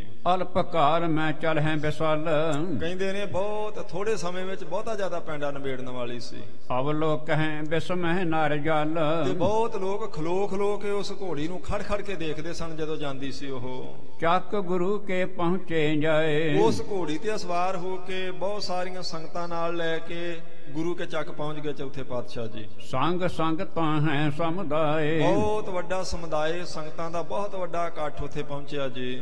ਕਾਰ ਤਾਲ ਕੀ ਕਸ਼ੂ ਕਰਵਾਈ ਕਹਿੰਦੇ ਸ਼ੁਰੂ ਕਰਵਾ ਦਿੱਤੀ ਜਿਹੜੀ ਸਰੋਵਰ ਦੀ ਕਾਰ ਸੇਵਾ ਸੀ ਚੌਥੇ ਪਾਤਸ਼ਾਹ ਜੀ ਨੇ ਫਿਰ ਤੋਂ। ਸਿੱਖ ਨਿਕਾਸ ਹੈ ਬਹੁ ਫਲ ਪਾਈ ਬਹੁਤ ਸਿੱਖ ਵੱਡਾ ਫਲ ਜਾਣ ਕੇ ਸਰੋਵਰ ਦੀ ਸੇਵਾ ਦੀ ਮਿੱਟੀ ਪੱਟ ਪੱਟ ਕੇ ਬਾਹਰ ਸਿੱਟਦੇ ਹਨ। ਮਹਾ ਮਹਾਤਮ ਸਤਿਗੁਰ ਕਹੈ ਕਿਉਂਕਿ ਗੁਰੂ ਸਾਹਿਬ ਜੀ ਨੇ ਆਖਿਆ ਹੋਇਆ ਸੀ ਕਿ ਬਹੁਤ ਵੱਡਾ ਮਹਾਤਮ ਹੈ ਇਸ ਸਥਾਨ ਦੀ ਸੇਵਾ ਦਾ। ਕਾਰ ਕੱਢ ਤੂੰ ਮਨ ਬਾਸ਼ਤ ਲਹੈ ਜਿਹੜਾ ਕਾਰ ਕਰੇਗਾ ਭਾਈ, ਜਿਹੜਾ ਕਾਰ ਮਿੱਟੀ ਬਾਹਰ ਕੱਢੇਗਾ, ਮਨ ਭਾਉਂਦੇ ਫਲਾਂ ਦੀ ਪ੍ਰਾਪਤੀ ਹੋਵੇਗੀ। ਕੇਤਕ ਮਾਸ ਜਬ ਰਹਿਤ ਬਿਤਾਏ ਕਹਿੰਦੇ ਕੁਝ ਮਹੀਨੇ ਸੱਚੇ ਪਾਤਸ਼ਾਹ ਜੀ ਨੇ ਆਪ ਨਿਗਰਾਨੀ ਕਰਕੇ ਸਰੋਵਰ ਦੀ ਸੇਵਾ ਕਰਵਾਈ ਹੈ। ਕੀਰਤ ਪਸਰੀ ਸ਼ਿਤ ਅਦਕਾਏ ਸਾਰੀ ਧਰਤੀ ਤੇ ਚੌਥੇ ਪਾਤਸ਼ਾਹ ਜੀ ਦੀ ਵਡਿਆਈ ਕੀਰਤੀ ਫੈਲ ਗਈ ਹੈ ਜੀ। ਹੁਣ ਵੀ ਸਰੋਵਰ ਦੀ ਸੇਵਾ ਹੋਵੇ ਤੇ ਸਾਧ ਸੰਗਤ ਜੀ ਯਤਨ ਕਰਕੇ ਉਸ ਸੇਵਾ 'ਚ ਪਹੁੰਚ ਕੇ ਹਿੱਸਾ ਪਾਉਣਾ ਚਾਹੀਦਾ, ਕਿਉਂਕਿ ਫਲ ਅੱਜ ਵੀ ਓਨਾ ਹੀ ਹੈ ਜਿੰਨਾ ਸੱਚੇ ਪਾਤਸ਼ਾਹ ਜੀ ਨੇ ਉਸ ਵੇਲੇ ਦੱਸਿਆ ਸੀ। ਜੇ ਉਹਨਾਂ ਨੇ ਬਚਨ ਕੀਤਾ ਨਾ ਵੀ ਇਸ ਸਰੋਵਰ ਦੀ ਸੇਵਾ ਦਾ ਬੇਅੰਤ ਫਲ ਹੈ, ਵੱਡਾ ਮਹਾਤਮ ਹੈ, ਤੇ ਉਹ ਬਚਨ ਸਦਾ ਵਾਸਤੇ ਆ, ਸਦਾ ਵਾਸਤੇ। ਹੁਣ ਵੀ ਕਦੀ ਸਰੋਵਰ ਦੀ ਸੇਵਾ ਚੱਲੇ, ਜੇ ਪਹੁੰਚ ਪਵੇ ਜ਼ਰੂਰ ਜਾ ਕੇ ਸੇਵਾ ਕਰਨੀ ਚਾਹੀਦੀ ਹੈ ਜੀ।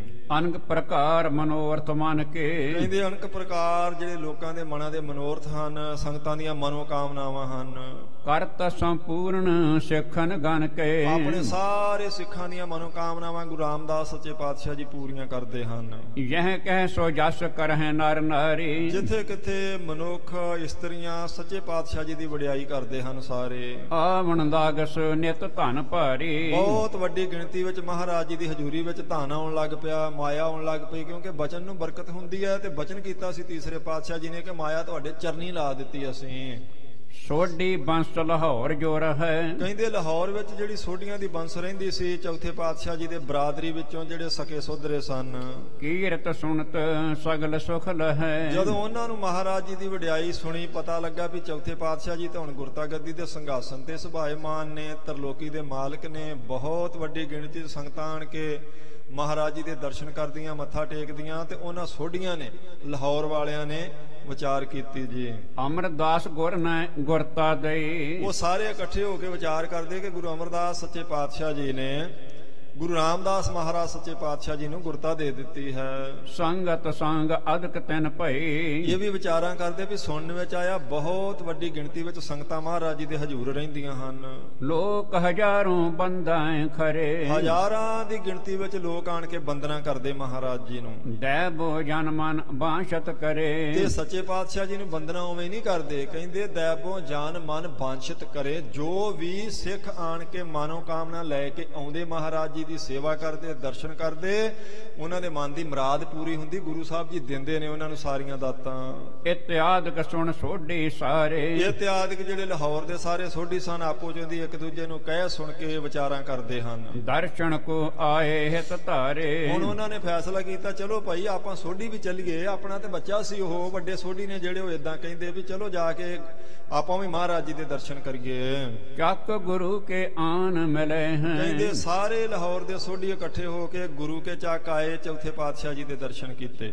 ਸਨਮਾਨੇ ਸਤਿਗੁਰੂ ਭਲੇ ਹੈ, ਧੰਨ ਗੁਰੂ ਰਾਮਦਾਸ ਸੱਚੇ ਪਾਤਸ਼ਾਹ ਜੀ ਨੇ ਆਪਣੇ ਵੱਡੇ ਵਡੇਰੇ ਆਏ ਜਾਣ ਕੇ ਬਹੁਤ ਸਨਮਾਨ ਕੀਤਾ ਜੀ। ਇੱਕ ਦਿਨ ਬਸ ਗੁਰ ਕੋ ਸੰਗ ਕਹਿਓ, ਕਹਿੰਦੇ ਇੱਕ ਰਾਤ ਉਹਨਾਂ ਨੇ ਬਤੀਤ ਕੀਤੀ ਆਣ ਕੇ ਚੱਕ ਗੁਰੂ ਕੇ ਗੁਰੂ ਰਾਮਦਾਸ ਸਾਹਿਬ ਜੀ ਦੇ ਹਜ਼ੂਰ। ਤੇ ਅਗਲੇ ਦਿਨ ਉਹਨਾਂ ਨੇ ਮਹਾਰਾਜ ਜੀ ਨੂੰ ਏਦਾਂ ਬੇਨਤੀ ਕੀਤੀ, ਲਾਹਪੁਰ ਮੈਂ ਤੁਮਰੋ ਘਰ ਲਹਿਓ। ਆਖਿਆ ਵੀ ਮਹਾਰਾਜ ਜੀ ਆਪ ਜੀ ਦਾ ਲਾਹੌਰ ਵਿੱਚ ਘਰ ਹੈ, ਅਸਲ ਵਿੱਚ ਵਾਸੀ ਤਾਂ ਆਪ ਜੀ ਲਾਹੌਰ ਦੇ ਹੋ। ਪਿਤਾ ਤੁਮਾਰੇ ਸੁਰਗ ਸਦਾਏ, ਤੇ ਜਦੋਂ ਦੇ ਤੁਹਾਡੇ ਸਤਿਕਾਰਯੋਗ ਪਿਤਾ ਬਾਬਾ ਹਰਦਾਸ ਜੀ ਸੱਚਖੰਡ ਗਏ, ਤਬ ਕੇ ਤੁਮ ਇਸ ਦੇਸ਼ ਚਲ ਆਏ। ਉਸ ਵੇਲੇ ਦੇ ਤੁਸੀਂ ਚੱਲ ਕੇ ਆ ਗਏ ਜੇ ਲਾਹੌਰ ਨੂੰ ਛੱਡ ਕੇ, ਤੇ ਮੁੜ ਕੇ ਲਾਹੌਰ ਵਿੱਚ ਤੁਸੀਂ ਕਦੇ ਫੇਰਾ ਹੀ ਨਹੀਂ ਪਾਇਆ।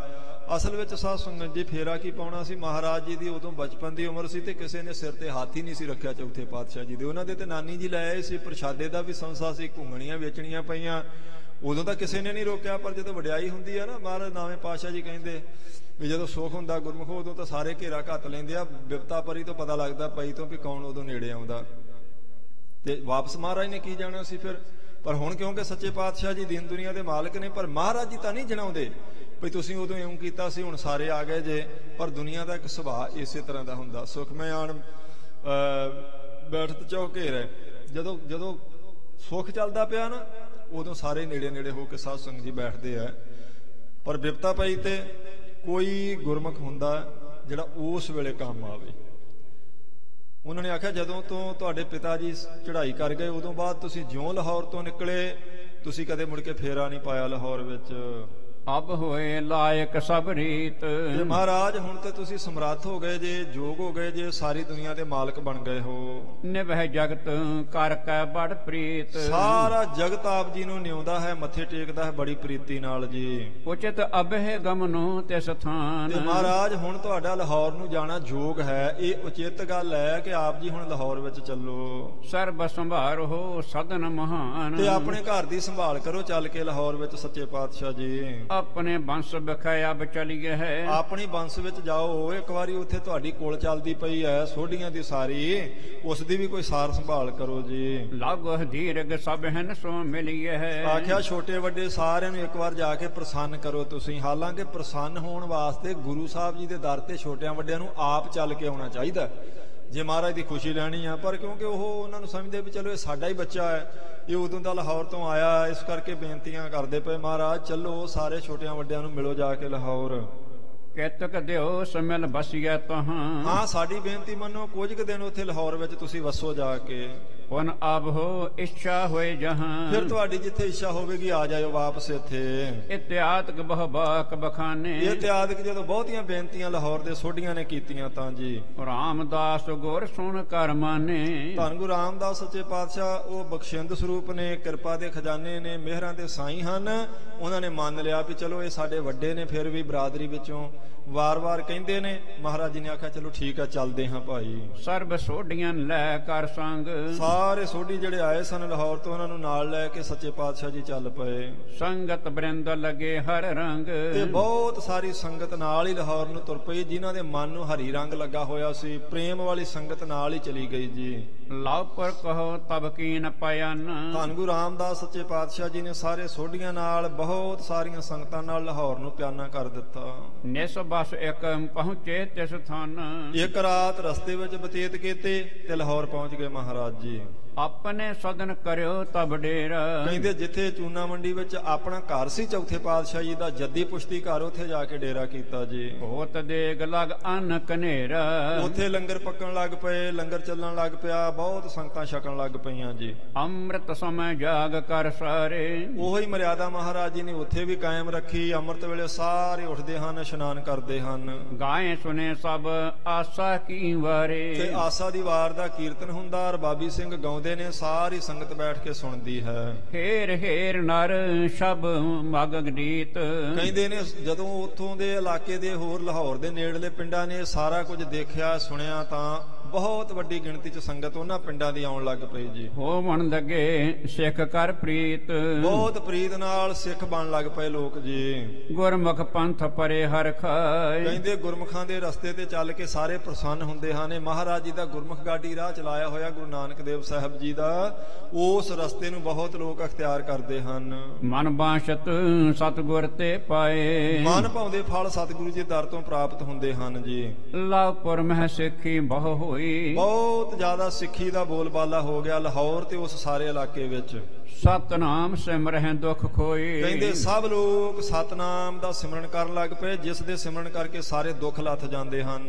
ਤਬ ਸਤਿਗੁਰ ਨਿਜ ਘਰ ਕੇ ਥਾਨ ਕਹਿੰਦੇ ਧੰਨ ਗੁਰੂ ਰਾਮਦਾਸ ਸਾਹਿਬ ਜੀ ਨੇ ਆਪਣੇ ਘਰ ਵਾਲੇ ਸਥਾਨ ਤੇ, ਆਪਣੇ ਘਰ ਵਾਲੀ ਜਗ੍ਹਾ ਤੇ ਧਰਮਸਾਲ ਰਚਵਾਏ ਮਹਾਨ ਮਹਾਰਾਜ ਜੀ ਨੇ ਹੁਣ ਉਸ ਨੂੰ ਧਰਮਸ਼ਾਲਾ ਹੀ ਬਣਾ ਦਿੱਤਾ ਹੈ, ਆਪਣੇ ਘਰ ਵਾਲੇ ਪਵਿੱਤਰ ਸਥਾਨ ਨੂੰ। ਬੀਚ ਕੂਪ ਕੋ ਬੜ ਕਰਵਾਏ ਇੱਕ ਮਹਾਰਾਜ ਜੀ ਨੇ ਖੂਹ ਲਵਾਇਆ ਆਪਣੇ ਘਰ ਦੇ ਵਿਹੜੇ ਵਿੱਚ। ਸੁੰਦਰ ਮੰਦਰ ਰਚ ਸਮੁਦਾਇ ਸਮਝ ਲਓ ਵੀ ਉਹ ਮੰਦਰਾਂ ਦੀ ਸੁੰਦਰਤਾ ਬਣਾ ਦਿੱਤੀ। ਐਸੀ ਸੱਚੇ ਪਾਤਸ਼ਾਹ ਜੀ ਨੇ ਉਹਨੂੰ ਧਰਮਸ਼ਾਲਾ ਦਾ ਰੂਪ ਦੇ ਦਿੱਤਾ। ਰੋਜ਼ ਕੀਰਤਨ ਹੋਣ ਲੱਗ ਪਿਆ, ਸੰਗਤ ਜੁੜਨ ਲੱਗ ਪਈ ਹੈ ਜੀ। ਸੰਗਤ ਮੇਲ ਹੋਏ ਜਹ ਭਾਰੀ ਬਹੁਤ ਵੱਡਾ ਭਾਰੀ ਜੋੜ ਮੇਲਾ ਸੰਗਤ ਦਾ ਰੋਜ਼ ਹੋਣ ਲੱਗ ਪਿਆ। ਸਗਲ ਕਹੈ ਗੁਰ ਪਰ ਉਪਕਾਰੀ ਸਾਰੇ ਆਪੋ ਵਿੱਚ ਦੀ ਕਹਿੰਦੇ ਨੇ ਬੜੇ ਪਰਉਪਕਾਰੀ ਹਨ ਚੌਥੇ ਪਾਤਸ਼ਾਹ ਜੀ, ਬੜੇ ਪਰਉਪਕਾਰੀ ਹਨ ਮਹਾਰਾਜ। ਸਿੱਖ ਹੋਣ ਆਵੈ ਸਭ ਜਾਤੀ ਸਭ ਜਾਤੀਆਂ ਦੇ ਲੋਕ ਸਿੱਖ ਬਣ ਲੱਗ ਪਏ ਆਣ ਕੇ। ਕੋਈ ਉੱਚੀ ਨੀਵੀਂ ਜਾਤ ਦਾ ਫਰਕ ਨਹੀਂ ਰੱਖਿਆ ਜਾਂਦਾ ਮਹਾਰਾਜ ਜੀ ਦੇ ਹਜੂਰ। ਪਗ ਪਾਹੁਲ ਤੇ ਲੈ ਸੁਖ ਬਥਾਤੀ ਚਰਨ ਪੌਲ ਲੈ, ਕਿਉਂਕਿ ਉਦੋਂ ਸਿੱਖ ਬਣਨ ਦੀ ਜਿਹੜੀ ਮਰਿਆਦਾ ਸੀ ਉਹ ਚਰਨ ਪੌਲ ਲੈਣੀ ਪੈਂਦੀ ਸੀ। ਪਗ ਪਾਹਲ, ਪਗ ਮਤਲਬ ਚਰਨ ਤੇ ਪਾਹਲ, ਚਰਨ ਪੌਲ ਲੈ ਕੇ ਚੌਥੇ ਪਾਤਸ਼ਾਹ ਜੀ ਦੇ ਸਾਰੀਆਂ ਜਾਤੀਆਂ ਦੇ ਲੋਕ ਸਿੱਖ ਬਣਦੇ ਜਾ ਰਹੇ ਹਨ। ਧੰਨ ਧੰਨ ਗੁਰ ਨਾਮ ਉਚਾਰੈ ਧੰਨ ਧੰਨ ਸਤਿਗੁਰੂ ਗੁਰੂ ਰਾਮਦਾਸ ਸੱਚੇ ਪਾਤਸ਼ਾਹ ਜੀ, ਏਦਾਂ ਸਾਰੇ ਕਹਿੰਦੇ ਹਨ ਜੀ। ਭਵ ਜਲ ਤੇ ਤਤਕਾਲ ਉਦਾਰੈ ਕਹਿੰਦੇ ਨੇ ਮਹਾਰਾਜ ਜੀ ਦਾ ਨਾਮ ਲੈਣ ਕਰਕੇ, ਉਹਨਾਂ ਦੀ ਸ਼ਰਨ ਗ੍ਰਹਿਣ ਕਰਕੇ ਮਹਾਰਾਜ ਉਸੇ ਵੇਲੇ ਸੰਸਾਰ ਸਮੁੰਦਰ ਤੋਂ ਪਾਰ ਕਰ ਦਿੰਦੇ ਨੇ। ਤੇ ਹੈ ਵੀ ਸੱਚ ਸਾਧ ਸੰਗਤ ਜੀ, ਸਿਰਫ ਮਹਾਰਾਜ ਦੀ ਮਿਹਰ ਦੀ ਨਜ਼ਰ ਪੈਣੀ ਚਾਹੀਦੀ ਹੈ। ਸਾਰੇ ਹੰਤਾ ਮਮਤਾ ਦੇ ਬੰਧਨ ਉਸੇ ਵੇਲੇ ਕੱਟੇ ਜਾਂਦੇ ਤੇ ਇੱਕ ਪਲ ਵਿੱਚ ਸੱਚੇ ਪਾਤਸ਼ਾਹ ਜੀ ਉਹ ਆਤਮਿਕ ਸੁੱਖ ਬਖਸ਼ ਦਿੰਦੇ ਆ, ਉਹ ਸਾਰੇ ਬੰਧਨ ਕੱਟ ਦਿੰਦੇ ਆ, ਜਿਸ ਕਰਕੇ ਵਾਰ-ਵਾਰ ਜਨਮ ਮਰਨ ਦੇ ਗੇੜ 'ਚ ਪੈਣਾ ਹੁੰਦਾ। ਜਿਵੇਂ ਕਲਗੀਧਰ ਪਾਤਸ਼ਾਹ ਨੇ ਬਚਨ ਕੀਤੇ ਨਾ, ਏਕ ਚਿੱਤ ਜੇ ਇੱਕ ਛਿਨ ਤੇ ਆਇਓ, ਕਾਲ ਫਾਸ ਕੇ ਬੀਚ ਨਾ ਆਇਓ। ਕਹਿੰਦੇ ਬਸ ਧਿਆਉਂਦਿਆਂ ਇੱਕ ਛਿਨ ਜਦੋਂ ਮਾਇਆ ਰੁਕੀ, ਫੁਰਨੇ ਰੁਕੇ, ਇਕਾਗਰਤਾ ਬਣੀ, ਬਸ ਇੱਕ ਛਿਨ ਵਿੱਚ ਹੀ ਸਮਝ ਲਓ ਸਾਰੇ ਬੰਧਨ ਕੱਟੇ ਜਾਂਦੇ। ਇਉਂ ਮਿਹਰ ਦੀ ਨਜ਼ਰ ਕਰਕੇ ਸਤਿਗੁਰੂ ਜੀ ਸਿੱਖਾਂ ਦੇ ਇੱਕ ਪਲ ਵਿੱਚ ਸਾਰੇ ਪਾਪ ਮਾਫ ਕਰ ਰਹੇ ਹਨ। ਕਰਹਿ ਪਰਸਪਰ ਗੋਸ਼ਟ ਗਿਆਨ ਆਪੋ ਵਿੱਚ ਦੀ ਸਿੱਖ ਸਾਰੇ ਮਿਲ ਕੇ ਇਦਾਂ ਚੌਥੇ ਪਾਤਸ਼ਾਹ ਜੀ ਦੀ ਸੋਭਾ ਕਰਦੇ ਤੇ ਕੁਝ ਗਿਆਨ ਗੋਸ਼ਟੀ ਵੀ ਕਰਦੇ ਹਨ। ਜੋ ਸੁਣਦੇ ਨੇ ਮਹਾਰਾਜ ਤੋਂ ਉਹ ਆਪੋ ਵਿੱਚ ਦੀ ਚਰਚਾ ਕਰਦੇ ਹਨ। ਹਿਰਦੇ ਧਰੈ ਸ਼੍ਰੀ ਪ੍ਰਭ ਕੋ ਧਿਆਨ ਗੁਰੂ ਰਾਮਦਾਸ ਸੱਚੇ ਪਾਤਸ਼ਾਹ ਜੀ ਦਾ ਧਿਆਨ ਆਪਣੇ ਹਿਰਦੇ 'ਚ ਧਾਰਨ ਕਰਦੇ ਹਨ ਜੀ। ਗੁਰ ਸਿੱਖੀ ਪੁਰ ਬਹੁਤ ਵਧਾਈ ਪਾਈ ਬਹੁਤ ਜ਼ਿਆਦਾ ਗੁਰਸਿੱਖੀ ਦਾ ਬੋਲਬਾਲਾ ਹੋ ਗਿਆ, ਸਿੱਖੀ ਬਹੁਤ ਵਧੀ ਹੈ ਜੀ। ਅਰਪ ਅਪਾਇਨ ਕੋ ਸਮਦਾਈ ਬਹੁਤ ਭੇਟਾਵਾਂ ਲਿਆ ਕੇ ਸਿੱਖ ਮਹਾਰਾਜ ਜੀ ਦੇ ਚਰਨਾਂ ਉੱਤੇ ਮੱਥਾ ਟੇਕਦੇ ਹਨ ਰੋਜ਼ ਰੋਜ਼। ਸਤ ਸੰਗਤ ਕੀ ਰੀਤ ਚਲਾਈ ਸਤ ਸੰਗਤ ਦੀ ਰੀਤੀ ਚੱਲ ਪਈ ਹੈ ਪਿੰਡਾਂ ਵਿੱਚ ਵੀ। ਜਿਵੇਂ ਜਿਵੇਂ ਮਹਾਰਾਜ ਤੋਂ ਸੁਣ ਕੇ ਲੋਕ ਜਾਂਦੇ ਨੇ ਉਸੇ ਤਰ੍ਹਾਂ ਸੰਗਤ ਕਰਦੇ ਨੇ ਸਾਰਿਆਂ ਥਾਵਾਂ ਤੇ। ਅੰਮ੍ਰਿਤ ਕਾਲ ਸ਼ਬਦ ਕੋ ਗਾਏ ਤੇ ਅੰਮ੍ਰਿਤ ਵੇਲਾ ਸੰਭਾਲਣ ਦਾ ਸਾਰਿਆਂ ਨੂੰ ਹੁਕਮ ਕੀਤਾ ਮਹਾਰਾਜ ਨੇ। ਅੰਮ੍ਰਿਤ ਕਾਲ ਸ਼ਬਦ ਕੋ ਗਾਏ, ਸਭ ਨੂੰ ਆਖਿਆ ਸੀ ਵੀ ਅੰਮ੍ਰਿਤ ਵੇਲੇ ਉੱਠ ਕੇ ਤੁਸੀਂ ਸ਼ਬਦ ਗਾਇਨ ਕਰਨਾ ਭਾਈ। ਅੰਮ੍ਰਿਤ ਵੇਲੇ ਉੱਠ ਕੇ ਵਾਹਿਗੁਰੂ ਵਾਹਿਗੁਰੂ ਸਾਰਿਆਂ ਨੇ ਕਰਨਾ ਹੈ। ਕੇਤਕ ਮਾਸ ਅੰਬਸ ਕਰ ਲਵਪੁਰੀ ਕਹਿੰਦੇ ਕੁਝ ਕੁ ਮਹੀਨੇ ਸੱਚੇ ਪਾਤਸ਼ਾਹ ਜੀ ਲਾਹੌਰ ਵਿੱਚ ਵਸੇ ਹਨ। ਗਮਨ ਕਰਨ ਕੋ ਇੱਛਾ ਕਰੀ ਫਿਰ ਮਹਾਰਾਜ ਜੀ ਨੇ ਉਹਨਾਂ ਨੂੰ ਆਖਿਆ ਸਾਰਿਆਂ ਨੂੰ ਭਾਈ ਹੁਣ ਅਸੀਂ ਵਾਪਸ ਗੁਰੂ ਕੇ ਚੱਕ ਜਾਣਾ ਹੈ। ਧਰਮਸਾਲ ਮੈਂ ਕਿਤ ਕਟਕਾਈ ਕਹਿੰਦੇ ਕੁਝ ਸਿੱਖਾਂ ਦੀ ਡਿਊਟੀ ਲਗਾ ਦਿੱਤੀ ਉੱਥੇ ਧਰਮਸ਼ਾਲਾ ਵਿੱਚ ਵੀ ਜਿਹੜੀ ਮਰਿਆਦਾ ਹੁਣ ਚੱਲਦੀ ਪਈ ਆ ਇਹ ਚੱਲਦੀ ਰਹਿਣੀ ਚਾਹੀਦੀ ਸਾਡੇ ਜਾਣ ਤੋਂ ਬਾਅਦਾਂ ਵੀ। ਇਵੇਂ ਹੀ ਸੰਗਤ ਜੁੜੇ, ਇਵੇਂ ਹੀ ਆਸਾ ਜੀ ਦੀ ਵਾਰ ਦਾ ਕੀਰਤਨ ਹੋਵੇ। ਜਿਹੜੇ ਗੁਰਮੁਖ ਸਿੱਖਾਂ ਨੇ ਸਾਡੇ ਤੋਂ ਉਪਦੇਸ਼ ਸੁਣਿਆ ਹੋਇਆ ਉਹ ਅੱਗੇ ਨਵੀਆਂ ਸੰਗਤਾਂ ਨੂੰ ਸੁਣਾਇਆ ਕਰਨਗੇ ਜੀ। ਅਪਰ ਸਿੱਖ ਲੈ ਕਰ ਸਮਦਾਏ ਬਾਕੀ ਸਾਰੇ ਸਿੱਖਾਂ ਨੂੰ ਨਾਲ ਲੈ ਕੇ ਮਹਾਰਾਜ ਜੀ ਗੋਇੰਦਵਾਲਪੁਰੀ ਕੋ ਚਲੇ ਪਹਿਲਾਂ ਗੋਇੰਦਵਾਲ ਨੂੰ ਚਾਲਾ ਪਾਇਆ ਮਹਾਰਾਜ ਜੀ ਨੇ। ਭਾ ਚਿਰਕਾਲ ਸਬਨ ਸੋ ਮਿਲੇ ਕਿਉਂਕਿ ਕਿੰਨੇ ਮਹੀਨਿਆਂ ਬਾਅਦ ਸੱਚੇ ਪਾਤਸ਼ਾਹ ਜੀ ਵਾਪਸ ਅੱਜ ਗੋਇੰਦਵਾਲ ਆਏ ਹਨ। ਕੁਝ ਮਹੀਨੇ ਮਹਾਰਾਜ ਨੇ ਉੱਥੇ ਸੇਵਾ ਕਰਵਾਈ ਗੁਰੂ ਕੇ ਚੱਕ, ਕੁਝ ਕੁ ਮਹੀਨੇ ਲਾਹੌਰ ਰਹੇ ਨੇ। ਇਸ ਕਰਕੇ ਚਿਰ ਬਾਅਦ ਮਹਾਰਾਜ ਜੀ ਵਾਪਸ ਆਏ। ਸਨ ਸਨ ਮਗ ਅਲੰਘਿਓ ਸਾਰੇ ਹੌਲੀ ਹੌਲੀ ਸਾਰਾ ਰਸਤਾ ਪਾਰ ਕੀਤਾ ਮਹਾਰਾਜ ਜੀ ਨੇ ਲਾਹੌਰ ਤੋਂ ਗੋਇੰਦਵਾਲ ਤੱਕ ਦਾ। ਆਨ ਪ੍ਰਵੇਸ਼ੇ ਪੁਰੀ ਮਝਾਰੇ ਤੇ ਫਿਰ ਗੋਇੰਦਵਾਲ ਪੁਰੀ ਵਿੱਚ ਪ੍ਰਵੇਸ਼ ਕੀਤਾ ਚੌਥੇ ਪਾਤਸ਼ਾਹ ਜੀ ਨੇ। ਮੋਹਨ ਅਪਰ ਮੋਹਰੀ ਮਿਲੇ ਬਾਬਾ ਮੋਹਨ ਜੀ ਨੂੰ, ਬਾਬਾ ਮੋਹਰੀ ਜੀ ਨੂੰ ਆ ਕੇ ਮਿਲੇ ਚੌਥੇ ਪਾਤਸ਼ਾਹ ਜੀ। ਔਰ ਸਭਨ ਪੁੱਛ ਕੁਸ਼ਲੀ ਭਲੇ ਹੋਰ ਬਾਕੀ ਸਾਰੇ ਨਗਰ ਨਿਵਾਸੀਆਂ ਦੀ ਸੁਖ ਸ਼ਾਂਤ ਪੁੱਛੀ ਮਹਾਰਾਜ ਜੀ ਨੇ। ਮਹਾਦੇਵ ਸ਼੍ਰੀ ਅਰਜਨ ਆਏ ਮਹਾਰਾਜ ਜੀ ਦੇ ਸਾਹਿਬਜ਼ਾਦੇ ਬਾਬਾ ਮਹਾਦੇਵ ਜੀ ਤੇ ਧੰਨ ਗੁਰੂ ਅਰਜਨ ਦੇਵ ਸੱਚੇ ਪਾਤਸ਼ਾਹ ਜੀ ਨੇ ਆਏ ਮਹਾਰਾਜ ਜੀ ਦੇ। ਜਦੋਂ ਗੋਇੰਦਵਾਲ ਚ ਵੜੇ ਤਾਂ ਮਹਾਰਾਜ ਜੀ ਦੇ ਸਾਹਿਬਜ਼ਾਦੇ ਛੇਤੀ ਛੇਤੀ ਚੱਲ ਕੇ ਬਾਹਰ ਆਏ ਜੀ। ਪਿਤਾ ਕੇ ਪਗ ਪੰਕਜ ਲਪਟਾਏ ਆਪਣੇ ਪਿਤਾ ਸਤਿਗੁਰੂ ਗੁਰੂ ਰਾਮਦਾਸ ਸਾਹਿਬ ਜੀ ਦੇ ਚਰਨ ਕਮਲਾਂ ਨਾਲ ਲਿਪਟੀ ਗਏ ਬਾਬਾ ਮਹਾਦੇਵ ਤੇ ਧੰਨ ਗੁਰੂ ਅਰਜਨ ਦੇਵ ਸਾਹਿਬ ਜੀ। ਅਪਰ ਮਿਲਿਓ ਸਗਰੋ ਪਰਵਾਰ ਬਾਕੀ ਵੀ ਸਾਰਾ ਪਰਿਵਾਰ ਆਣ ਕੇ ਮਿਲਿਆ ਮਹਾਰਾਜ ਜੀ ਨੂੰ। ਜਾਣਤ ਭਏ ਪ੍ਰਤਾਪ ਉਦਾਰ ਕਿਉਂਕਿ ਜਾਣਦੇ ਸਨ ਸੱਚੇ ਪਾਤਸ਼ਾਹ ਜੀ ਦੇ ਦਰਸ਼ਨਾਂ ਦਾ, ਮਹਾਰਾਜ ਨੂੰ ਮੱਥਾ ਟੇਕਣ ਦਾ ਬਹੁਤ ਵੱਡਾ ਪ੍ਰਤਾਪ ਹੈ, ਫਲ ਹੈ। ਦੇਸ਼ ਵਿਦੇਸ਼ਣ ਸੰਗਤ ਆਵੇ ਫਿਰ ਦੇਸ਼ਾਂ ਵਿਦੇਸ਼ਾਂ ਤੋਂ ਸੰਗਤ ਉਸੇ ਤਰ੍ਹਾਂ ਹੀ ਆਉਂਦੀ ਹੈ ਜੀ। ਬਹਤ ਦਰਬ ਕੋ ਭੇਟ ਚੜਾਵੇ ਵੱਡੀ ਗਿਣਤੀ ਵਿੱਚ ਸੰਗਤਾਂ ਧੰਨ ਮਹਾਰਾਜ ਜੀ ਦੇ ਚਰਨਾਂ 'ਚ ਰੱਖ ਕੇ ਭੇਟਾ ਰੱਖ ਕੇ ਮੱਥਾ ਟੇਕਦੀਆਂ ਹਨ। ਪੂਜਾ ਹੋਏ ਸਦੀਵ ਕਿਰਪਾਲਾ ਕਿਰਪਾਲੂ ਸਤਿਗੁਰੂ ਜੀ ਦੀ ਪੂਜਾ ਹੁੰਦੀ ਹੈ, ਸਤਿਕਾਰ ਮਹਾਰਾਜ ਜੀ ਦਾ ਕਰਦੇ, ਦਰਸ਼ਨ ਕਰਦੇ ਹਨ। ਦਿਵਸ ਪੁਰਬ ਕੇ ਆਏ ਵਿਸਲ ਕਹਿੰਦੇ ਜਦੋਂ ਪੁਰਬ ਦਾ ਦਿਨ ਹੁੰਦਾ ਕੋਈ ਉਦੋਂ ਤਾਂ ਬਹੁਤ ਵੱਡੀ ਗਿਣਤੀ ਵਿੱਚ ਸੰਗਤ ਜੁੜਦੀ ਹੈ ਜੀ। ਲਗੇ ਅੰਬਾਰ ਉਪਾਇਨ ਕੇਰੇ ਇੰਨੀ ਸੰਗਤ ਆਉਂਦੀ ਹੈ, ਲਗੇ ਅੰਬਾਰ ਉਪਾਇਨ ਕੇਰੇ, ਭਟਾਵਾਂ ਦੇ ਢੇਰ ਲੱਗ ਜਾਂਦੇ ਮਹਾਰਾਜ ਚੌਥੇ ਪਾਤਸ਼ਾਹ ਜੀ ਦੇ ਚਰਨਾਂ ਵਿੱਚ। ਦੂਰ ਦੂਰ ਤੇ ਲਿਆਏ ਅਸ਼ੇਰੇ ਕਿਉਂਕਿ ਦੂਰੋਂ ਦੂਰੋਂ ਸੰਗਤ ਚੱਲ ਕੇ ਆਉਂਦੀ ਹੈ ਜਦੋਂ ਕੋਈ ਦਿਨ ਦਿਹਾੜ ਕੋਈ ਵੱਡਾ ਪੁਰਬ ਹੁੰਦਾ ਹੈ ਤਾਂ। ਅਰਪਹਿ ਬਿਨਤੀ ਕਰਹਿ ਆਗਾਰੀ ਕਹਿੰਦੇ ਨੇ ਸਭ ਸੰਗਤਾਂ ਆਣ ਕੇ ਤੇ ਉਹ ਭੇਟਾ ਅਰਪਦੀਆਂ ਨੇ ਤੇ ਅਰਦਾਸਾਂ ਹੁੰਦੀਆਂ। ਅਰਦਾਸੀਆ ਸਿੱਖ ਦੱਸਦਾ ਮਹਾਰਾਜ ਨੂੰ, ਮਹਾਰਾਜ ਇਹ ਫਲਾਣੇ ਇਲਾਕੇ ਦੀ ਸੰਗਤ ਆਈ ਹੈ ਜੀ, ਫਿਰ ਉਹਨਾਂ ਦੀ ਅਰਦਾਸ ਹੁੰਦੀ ਹੈ, ਉਹ ਮੱਥਾ ਟੇਕ ਲੈਂਦੇ ਨੇ। ਫਿਰ ਦੂਸਰੇ ਇਲਾਕੇ ਦੀ ਸੰਗਤ ਦੀ ਅਰਦਾਸ, ਇਦਾਂ ਜਿਵੇਂ ਜਿਵੇਂ ਸੰਗਤ ਆਣ ਕੇ ਭੇਟਾ ਰੱਖ ਕੇ ਮੱਥਾ ਟੇਕਦੀ ਤਿਵੇਂ ਤਿਵੇਂ ਉਸ ਸੰਗਤ ਦੀ ਅਰਦਾਸ ਕੀਤੀ ਜਾਂਦੀ ਜੀ। ਗੁਰ ਪ੍ਰਸੰਤਾ ਚਾਹਤੇ ਉਧਾਰੀ ਕਿਉਂਕਿ ਸਾਰੀਆਂ ਸੰਗਤਾਂ ਚਾਹੁੰਦੀਆਂ ਨੇ ਸਾਨੂੰ ਮਹਾਰਾਜ ਜੀ ਦੀ ਪ੍ਰਸੰਤਾ ਮਿਲੇ, ਗੁਰੂ ਰਾਮਦਾਸ ਸਾਹਿਬ ਜੀ ਦੀ ਖੁਸ਼ੀ ਮਿਲੇ ਜੀ। ਸਤਿਗੁਰ ਦੇ ਸਭਨ ਉਪਦੇਸ਼ ਤੇ ਸਤਿਗੁਰੂ ਜੀ ਸਾਰਿਆਂ ਨੂੰ ਭਲੇ ਦਾ ਉਪਦੇਸ਼ ਦਿੰਦੇ ਹਨ। ਸਿਮਰੋ ਸਤਨਾਮ ਜਗਤੇਸ਼ ਕੀ ਉਪਦੇਸ਼ ਦਿੰਦੇ ਨੇ? ਗੁਰਮੁਖੋ ਸਤਨਾਮ ਸਿਮਰਿਆ ਕਰੋ, ਵਾਹਿਗੁਰੂ ਵਾਹਿਗੁਰੂ ਕਰਿਆ ਕਰੋ। ਨਿਤ ਪ੍ਰਤ ਗੁਰ ਕੋ ਇਮ ਵਿਵਹਾਰ ਕਹਿੰਦੇ ਨਿਤ ਪ੍ਰਤੀ ਗੁਰੂ ਸਾਹਿਬ ਜੀ ਦੇ ਇਹ ਮਰਿਆਦਾ ਚੱਲਦੀ। ਹੁਣ ਹੋ ਸਕਦਾ ਵਿਚਾਰ ਆਵੇ ਸੁਣਨ ਵਾਲੇ ਗੁਰਮੁਖਾਂ ਦੇ ਮਨ 'ਚ ਵੀ ਕਹਿ ਤਾਂ ਰਹੇ ਨੇ ਸਿਮਰੋ ਸਤਨਾਮ ਜਗਤੇਸ਼, ਤੇ ਫਿਰ ਵਾਹਿਗੁਰੂ ਕਿੱਥੋਂ ਆ ਗਿਆ? ਸਤਨਾਮ ਦਾ ਅਰਥ ਹੁੰਦਾ ਸਾਧ ਸੰਗਤ ਜੀ ਸਦੀਵੀ ਨਾਮ, ਉਹ ਨਾਮ ਜਿਹੜਾ ਕਦੇ ਨਾਸ ਨਹੀਂ ਹੁੰਦਾ। ਪਰਮੇਸ਼ਰ ਦੇ ਬਹੁਤ ਸਾਰੇ ਕਿਰਤਮ ਨਾਮ ਨੇ। ਕਿਰਤਮ ਨਾਮ ਕਥੇ ਤੇਰੇ ਜਿਹਬਾ ਸਤਨਾਮ ਤੇਰਾ ਪਰਾ ਪੂਰਬਲਾ। ਜਿਵੇਂ ਆਪਾਂ ਦੀਨ ਦਿਆਲ ਕਹਿੰਦੇ ਆ, ਪਤਿਤ ਪਾਵਨ, ਨਾਰਾਇਣ, ਗੋਪਾਲ, ਗੋਬਿੰਦ, ਇਹ ਦੀਨਾ ਬੰਧੂ, ਇਹ ਸਾਰੇ ਮਹਾਰਾਜ ਜੀ ਦੇ ਨਾਮ ਨੇ, ਅਕਾਲ ਪੁਰਖ ਦੇ ਹੀ ਨਾਮ ਨੇ। ਲੇਕਿਨ ਇਹ ਕਿਰਤਮ ਨਾਮ ਨੇ, ਇਹ ਨਾਮ ਸਦਾ ਨਹੀਂ ਰਹਿਣੇ ਹੁੰਦੇ। ਭਾਵੇਂ ਪਰਮੇਸ਼ਰ ਦੇ ਹੀ ਨੇ, ਇਹ ਸਦੀਵੀ ਨਹੀਂ ਰਹਿੰਦੇ ਨਾਮ। ਇਹ ਨਾਮ ਕਿਸੇ ਕਿਰਤ ਕਰਕੇ ਜੁੜੇ ਬਣੇ ਹੁੰਦੇ ਆ। ਇੱਕ ਨਾਮ ਹੁੰਦਾ ਜਿਹੜਾ ਸਦਾ ਰਹਿਣਾ ਪਰਮੇਸ਼ਰ ਦਾ। ਇਹ ਦੁਨੀਆ ਰਹੇ ਨਾ ਰਹੇ, ਸੂਰਜ ਚੰਦਰਮਾ ਨਾ ਰਹਿਣ, ਤਾਂ ਵੀ ਪਰਮੇਸ਼ਰ ਦਾ ਉਹ ਨਾਮ ਰਹਿਣਾ ਹੀ ਹੈ। ਉਹਨੂੰ ਸਤਨਾਮ ਕਹਿੰਦੇ ਨੇ, ਸ੍ਰੇਸ਼ਟ ਸਦਾ ਰਹਿਣ ਵਾਲਾ ਨਾਮ। ਉਹ ਕਿਹੜਾ, ਉਹ ਆਪਾਂ ਵਿਚਾਰ ਕਰਦੇ। ਮੰਨ ਲਓ ਜਿਹੜੇ ਕਿਰਤਮ ਨਾਮ ਨੇ, ਕਹਿੰਦੇ ਨੇ ਦੀਨ ਦਿਆਲ। ਮਹਾਰਾਜ ਨੂੰ ਦੀਨ ਦਿਆਲ ਕਹਿੰਦੇ, ਅਕਾਲ ਪੁਰਖ ਨੂੰ। ਇਹ ਉਹਦਾ ਕਿਰਤਮ ਨਾਮ ਹੈ। ਕਿਉਂ? ਕਿਉਂਕਿ ਦੀਨ ਆਣ ਕੇ ਬੇਨਤੀ ਕਰਦੇ ਤੇ ਮਹਾਰਾਜ ਉਹਨਾਂ ਤੇ ਦਇਆ ਕਰਦੇ ਨੇ, ਦਿਆਲੂ ਹੁੰਦੇ ਨੇ, ਇਸ ਕਰਕੇ ਉਹਨਾਂ ਦਾ ਨਾਮ ਪੈ ਗਿਆ ਦੀਨ ਦਿਆਲ। ਪਰ ਜੇ ਕੱਲ ਨੂੰ ਦੀਨ ਨਾ ਰਹਿਣਗੇ ਦੁਨੀਆ ਤੇ, ਦੀਨ ਦਿਆਲ ਨਾਮ ਵੀ ਨਹੀਂ ਰਹੇਗਾ। ਜੇ ਗੋਪਾਲ ਕਹਿੰਦੇ ਨੇ, ਗੋ ਦਾ ਅਰਥ ਹੈ ਪ੍ਰਿਥਵੀ ਤੇ ਪਾਲ ਪਾਲਣਾ। ਪ੍ਰਿਥਵੀ ਦੇ ਜੀਵਾਂ ਦੀ ਪਾਲਣਾ ਕਰਦਾ ਹੈ ਉਹ, ਤਾਂ ਕਰਕੇ ਉਹਨੂੰ ਗੋਪਾਲ ਕਹਿੰਦੇ ਨੇ। ਕੱਲ ਨੂੰ ਪ੍ਰਿਥਵੀ ਨਾ ਰਹੇ, ਇਸ ਧਰਤੀ ਨਾ ਰਹੇ, ਕੋਈ ਜੀਵ ਨਹੀਂ ਹੋਣਾ, ਕਿਸੇ ਦੀ ਪਾਲਣਾ ਨਹੀਂ ਹੋਣੀ, ਉਦੋਂ ਗੋਪਾਲ ਨਾਮ ਵੀ ਨਹੀਂ ਹੋਣਾ। ਪਤਿਤ ਪਾਵਨ ਕਹਿੰਦੇ ਨੇ ਭਈ ਉਹ ਪਾਪੀਆਂ ਨੂੰ ਵੀ ਮਾਫ ਕਰ ਦਿੰਦੇ ਆ, ਪਵਿੱਤਰ ਕਰ ਦਿੰਦੇ ਆ, ਅਪਵਿੱਤਰਾਂ ਨੂੰ ਪਵਿੱਤਰ ਕਰ ਦਿੰਦੇ ਨੇ, ਇਸ ਕਰਕੇ ਉਹਨੂੰ ਪਤਿਤ ਪਾਵਨ। ਪਤਿਤ ਦਾ ਅਰਥ ਹੁੰਦਾ ਅਪਵਿੱਤਰ, ਪਾਪ ਕਰਕੇ ਜਿਸ ਦੀ ਆਤਮਾ ਮੈਲੀ ਹੋ ਚੁੱਕੀ ਹੈ, ਮਨ ਮੈਲਾ ਹੋ ਚੁੱਕਾ ਹੈ।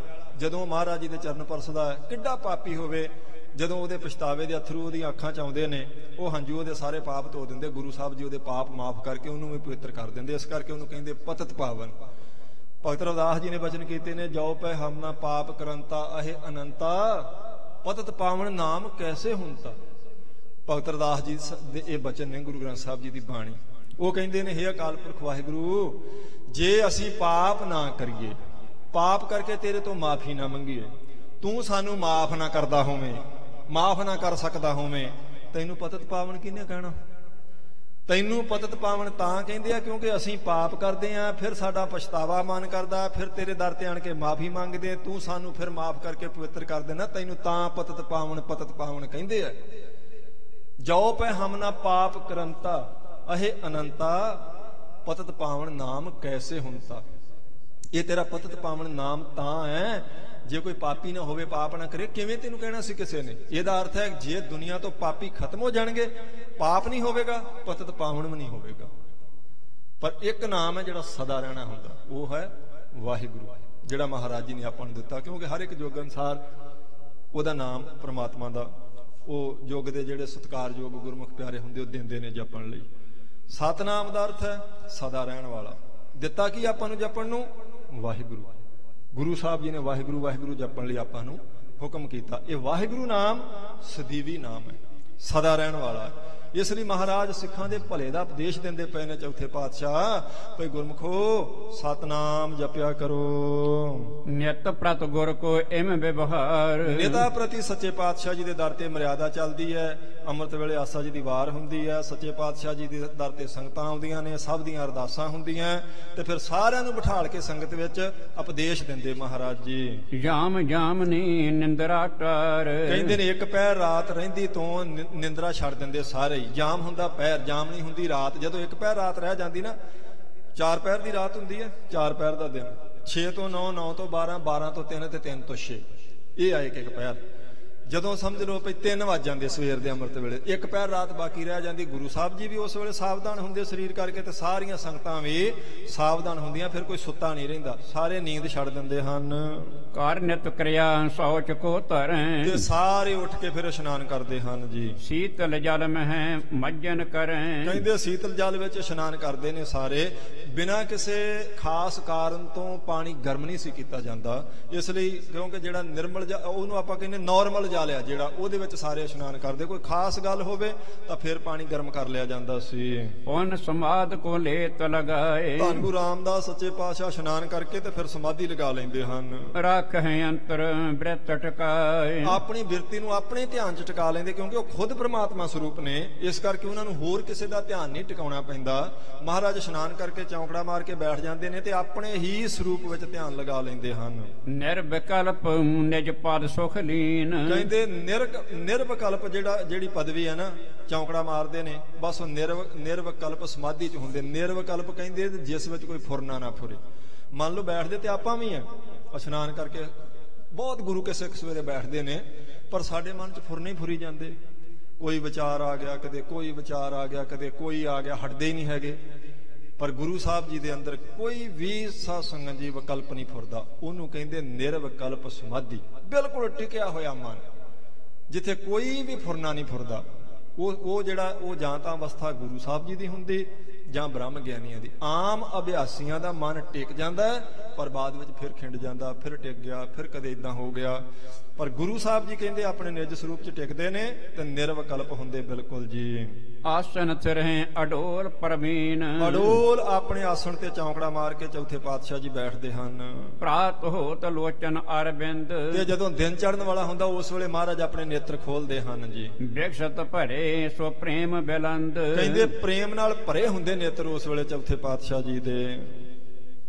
ਸੂਰਜ ਚੜ੍ਹੇ ਸਿੰਘਾਸਨ ਬਹੈ, ਤੇ ਜਦੋਂ ਸੂਰਜ ਚੜ੍ਹ ਜਾਂਦਾ ਜੀ ਉਸ ਵੇਲੇ ਮਹਾਰਾਜ ਫਿਰ ਸੰਗਤਾਂ ਵਿੱਚ ਆਣ ਕੇ ਬੈਠ ਜਾਂਦੇ ਹਨ। ਆਣ ਦਸ ਪ੍ਰੇਮੀ ਸਿੱਖ ਲਹੈ, ਕਿਉਂਕਿ ਉਹਨੇ ਚਿਰ ਨੂੰ ਸਾਰੇ ਪ੍ਰੇਮੀ ਸਿੱਖ ਵੀ ਆਪਣਾ ਆਪਣਾ ਜਾਪ ਕਰਕੇ ਸਿਮਰਨ ਕਰਕੇ ਤੇ ਸੰਗਤ ਵਿੱਚ ਆ ਜਾਂਦੇ। ਤੇ ਮਹਾਰਾਜ ਜੀ ਵੀ ਸੰਗਤ ਵਿੱਚ ਜਦੋਂ ਸੂਰਜ ਚੜ੍ਹਨ ਵਾਲਾ ਹੋ ਜਾਂਦਾ ਨਾ ਜੀ ਉਦੋਂ ਮਹਾਰਾਜ ਸੰਗਤ ਵਿੱਚ ਆਣ ਕੇ ਦਰਸ਼ਨ ਦੇਣ ਲੱਗ ਪੈਂਦੇ ਹਨ। ਕੀਰਤਨ ਗਾਏ ਰਬਾਬੀ ਆਗੇ, ਕਹਿੰਦੇ ਮਹਾਰਾਜ ਸੱਚੇ ਪਾਤਸ਼ਾਹ ਜੀ ਦੀ ਹਜ਼ੂਰੀ 'ਚ ਰਬਾਬੀ ਸਿੰਘ ਕੀਰਤਨ ਕਰਦੇ ਜੀ। ਧੁਨ ਰਬਾਬ ਕੀ ਬਾਜਣ ਲਾਗੇ, ਰਬਾਬ ਦੀ ਧੁਨ ਖੜਕਦੀ ਹੈ ਨਾਲ ਸ਼ਬਦ ਦਾ ਗਾਇਨ ਹੁੰਦਾ। ਕਿਆ ਸੱਚਖੰਡ ਵਰਗਾ ਉਸ ਵੇਲੇ ਨਜ਼ਾਰਾ ਬਣਦਾ ਜੀ। ਸੁਨਹਿ ਸਿੱਖ ਬੈਠੇ ਗੁਰ ਤੀਰ, ਕਹਿੰਦੇ ਗੁਰੂ ਸਾਹਿਬ ਜੀ ਦੀ ਹਜ਼ੂਰੀ 'ਚ ਬੈਠ ਕੇ ਸਿੱਖ ਸੁਣਦੇ ਹਨ।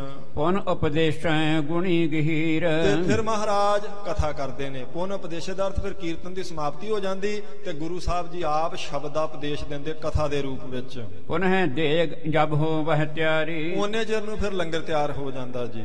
ਸਭ ਰਸ ਕੇ ਆਹਾਰ ਤਿਸ ਬਾਰੀ, ਕਈ ਪ੍ਰਕਾਰ ਦੇ ਆਹਾਰ ਤਿਆਰ ਹੁੰਦੇ ਹਨ ਲੰਗਰ ਵਿੱਚ। ਸੂਪਕਾਰ ਸੁਧ ਦੇਹ ਜਿਆਈ, ਸੂਪਕਾਰ ਕਹਿੰਦੇ ਰਸੋਈਏ ਨੂੰ। ਜਿਹੜਾ ਮੁੱਖ ਰਸੋਈਆ ਗੁਰੂ ਸਾਹਿਬ ਜੀ ਦਾ ਉਹ ਆਣ ਕੇ ਸੱਚੇ ਪਾਤਸ਼ਾਹ ਜੀ ਨੂੰ ਫਿਰ ਦੱਸਦਾ ਮਹਾਰਾਜ ਜੀ ਲੰਗਰ ਤਿਆਰ ਹੋ ਗਿਆ ਜੀ। ਉੱਠ ਕਰ ਪਹੁੰਚੇ ਗੁਰ ਗੋਸਾਈ, ਧੰਨ ਗੁਰੂ ਰਾਮਦਾਸ ਸੱਚੇ ਪਾਤਸ਼ਾਹ ਜੀ ਫਿਰ ਉੱਠ ਕੇ ਦੀਵਾਨ ਦੀ ਸਮਾਪਤੀ ਕਰਕੇ ਸੰਗਤਾਂ ਨੂੰ ਲੈ ਕੇ ਲੰਗਰ ਵਿੱਚ ਜਾਂਦੇ ਹਨ। ਸਭ ਸੰਗਤ ਕੇ ਬੀਚ ਸਥਾਨ, ਤੇ ਮਹਾਰਾਜ ਸੱਚੇ ਪਾਤਸ਼ਾਹ ਜੀ ਸਾਰੀ ਸੰਗਤ ਦੇ ਵਿੱਚ ਹੀ ਬੈਠਦੇ ਹਨ। ਅਭਿਆਗਤ ਚਲ ਆਏ ਮਹਾਨ, ਬਹੁਤ ਸੰਗਤਾਂ ਦਾ ਲੰਗਰ ਛਕਦੀਆਂ ਨੇ ਪਰ ਲੋੜਵੰਦ ਜਿਹੜੇ ਗਰੀਬ ਲੋਕ ਨੇ ਇਲਾਕੇ ਦੇ ਉਹ ਵੀ ਉਸ ਸਮੇਂ ਤੇ ਆਏ ਹੁੰਦੇ ਨੇ ਪ੍ਰਸ਼ਾਦਾ ਛਕਣ।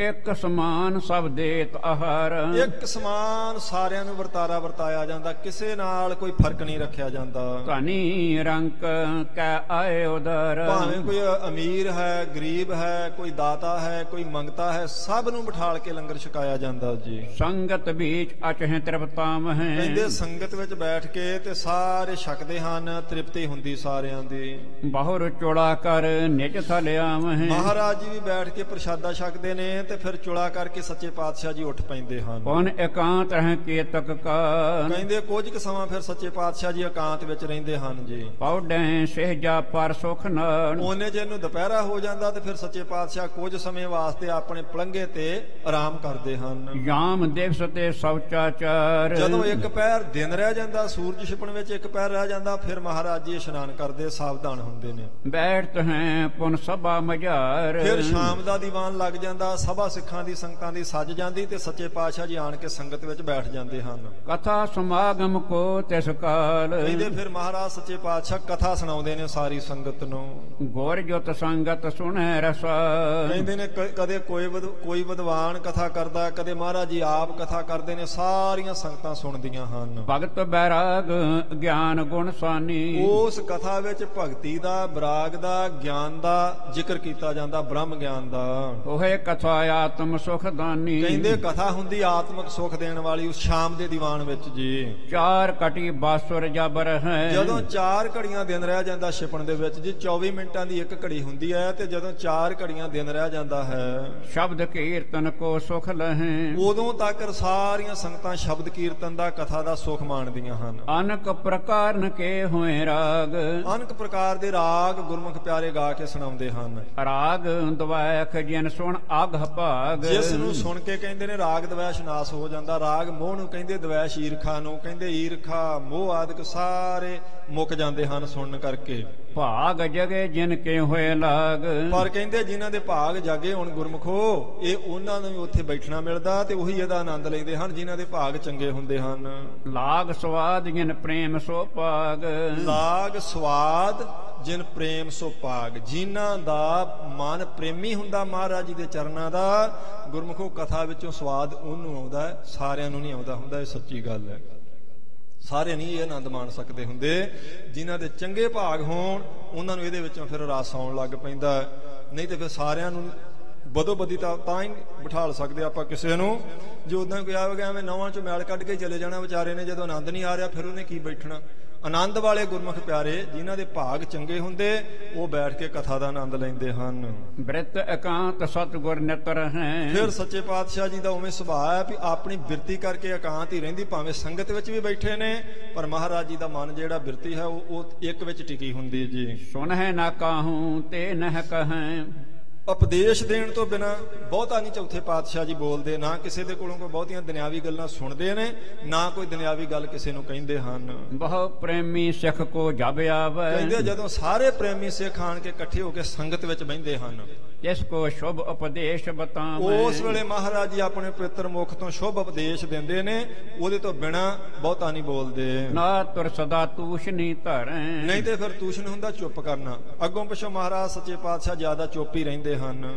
ਹਿਤ ਵਿਵਹਾਰ ਨਾ ਬੋਲਣ ਕਰੈ। ਤੇ ਕਾਰ ਵਿਹਾਰ ਜਿਹੜਾ ਦੁਨਿਆਵੀ ਉਹਦੇ ਕਰਕੇ ਤਾਂ ਇੱਕ ਵੀ ਬਚਨ ਨਹੀਂ ਚੌਥੇ ਪਾਤਸ਼ਾਹ ਜੀ ਕਰਦੇ। ਦੁਨਿਆਵੀ ਕਾਰ ਵਿਹਾਰ ਦੀ ਜ਼ਿੰਮੇਵਾਰੀ ਸਾਰੀ ਪ੍ਰਿਥੀ ਚੰਦ ਨੇ ਚੁੱਕੀ ਹੈ। ਚੌਥੇ ਪਾਤਸ਼ਾਹ ਕੋਈ ਦੁਨਿਆਵੀ ਗੱਲ ਕਰਦੇ ਹੀ ਨਹੀਂ ਹਨ। ਸੰਧਿਆ ਤੇ ਇਕਾਂਤ ਪੁਨ ਹੋਏ। ਜਦੋਂ ਫਿਰ ਸ਼ਾਮ ਦੇ ਦੀਵਾਨ ਦੀ ਸਮਾਪਤੀ ਹੋ ਜਾਂਦੀ ਮਹਾਰਾਜ ਜੀ ਉਦੋਂ ਫਿਰ ਇਕਾਂਤ ਵਿੱਚ ਜਾਂਦੇ ਹਨ। ਪ੍ਰੇਮ ਮਗਨ ਰਹਿ ਨਿਕਟ ਨ ਕੋਏ। ਉਸ ਵੇਲੇ ਮਹਾਰਾਜ ਜੀ ਦੇ ਕੋਲ ਨਹੀਂ ਕੋਈ ਜਾ ਸਕਦਾ। ਸੱਚੇ ਪਾਤਸ਼ਾਹ ਜੀ ਆਪਣੇ ਅਕਾਲ ਪੁਰਖ ਦੇ ਗੁਰੂ ਅਮਰਦਾਸ ਸਾਹਿਬ ਜੀ ਦੇ ਪ੍ਰੇਮ ਵਿੱਚ ਨਿਮਗਨ ਹੁੰਦੇ ਹਨ।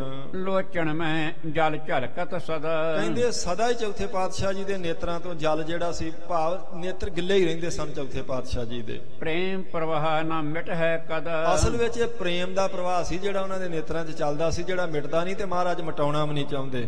ਜਾਮ ਨਿਸਾ ਲਗ ਸਿੱਖ ਸਮੁਦਾਏ। ਇੱਕ ਪੈਰ ਤੱਕ ਜਿਹੜੀਆਂ ਸਿੱਖ ਸੰਗਤਾਂ ਨੇ ਉਹ ਫਿਰ ਸਾਰੀ ਸੇਵਾ ਕਰਦੀਆਂ ਰਹਿੰਦੀਆਂ, ਲੰਗਰ ਆਦਿਕ ਦੀ ਸਫਾਈ ਹੁੰਦੀ ਰਹਿੰਦੀ ਹੈ, ਸਾਰਾ ਸਮੇਟਦੇ ਹਨ ਕੰਮ।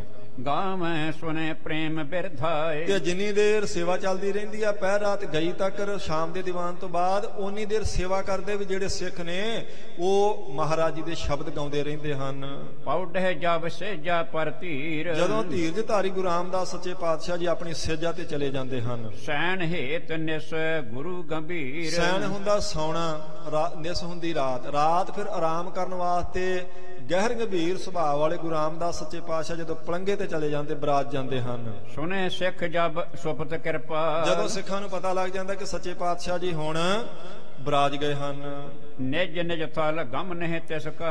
ਉਸ ਵੇਲੇ ਫਿਰ ਸੇਵਾ ਬੰਦ ਕਰਕੇ ਸਾਰੇ ਸਿੱਖ ਵੀ ਆਪੋ ਆਪਣੇ ਥਾਵਾਂ ਤੇ ਆਪਣੇ ਆਸਣਾਂ ਤੇ ਚਲੇ ਜਾਂਦੇ ਹਨ। ਏਮ ਸਤਿਗੁਰ ਨਿਸਬਾ ਸੁਰ ਸਰੋ। ਕਹਿੰਦੇ ਇਉਂ ਸੱਚੇ ਪਾਤਸ਼ਾਹ ਜੀ ਦੀ ਰਾਤ ਦਿਨੇ ਮਰਿਆਦਾ ਚੱਲਦੀ ਪਈ ਹੈ ਮਹਾਰਾਜ ਜੀ ਦੀ ਹਜ਼ੂਰੀ 'ਚ। ਗੁਰੂ ਸਾਹਿਬ ਕਿਤੇ ਵੀ ਹੋਣ ਇਹੀ ਮਰਿਆਦਾ ਚੱਲਦੀ ਮਹਾਰਾਜ ਜੀ ਦੇ ਕੋਲ। ਕਰਹਿ ਬਤੀਤ ਨਾਮ ਹਰ ਪਿਆਰੋ। ਕਹਿੰਦੇ ਨੇ ਐਵੇਂ ਬਤੀਤ ਹੋ ਰਿਹਾ ਸਮਾਂ ਤੇ ਹਰੀ ਦੇ ਨਾਮ ਨਾਲ ਪਿਆਰ ਕਰਦੇ ਨੇ ਸਾਰੇ ਜਾਣੇ।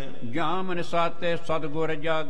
ਫਿਰ ਇੱਕ ਪਹਿਰ ਰਾਤ ਰਹਿੰਦੀ ਤੋਂ ਸਤਿਗੁਰੂ ਜੀ ਜਾਗਦੇ ਹਨ। ਸਿੱਖਨ ਕੇ ਉਧਾਰ ਹਿਤ ਲਾਗਹਿ। ਮਹਾਰਾਜ ਸੱਚੇ ਪਾਤਸ਼ਾਹ ਸਿੱਖਾਂ ਦਾ ਭਲਾ ਕਰਨਾ ਸ਼ੁਰੂ ਕਰ ਦਿੰਦੇ ਜੀ। ਅਵਗਤ ਲੀਲਾ ਸਤਿਗੁਰ ਕੇਰੀ। ਹੈਰਾਨ ਕਰਨ ਵਾਲੀ ਲੀਲਾ ਹੈ ਸੱਚੇ ਪਾਤਸ਼ਾਹ ਜੀ ਦੀ। ਅਚਰਜ ਕੌਤਕ ਹਨ ਮਹਾਰਾਜ ਦੇ। ਵਰਣੋ ਸਗਲ ਸ਼ਕਤ ਕਿਆ ਮੇਰੀ। ਕਹਿੰਦੇ ਭਾਈ ਸੰਤੋਖ ਸਿੰਘ ਜੀ ਮੈਂ ਸਾਰੀ ਮਹਾਰਾਜ ਜੀ ਦੇ ਕੌਤਕ ਕਿੱਦਾਂ ਵਰਣਨ ਕਰਾਂ, ਇੰਨੀ ਸ਼ਕਤੀ ਮੇਰੇ 'ਚ ਹੈ ਨਹੀਂ।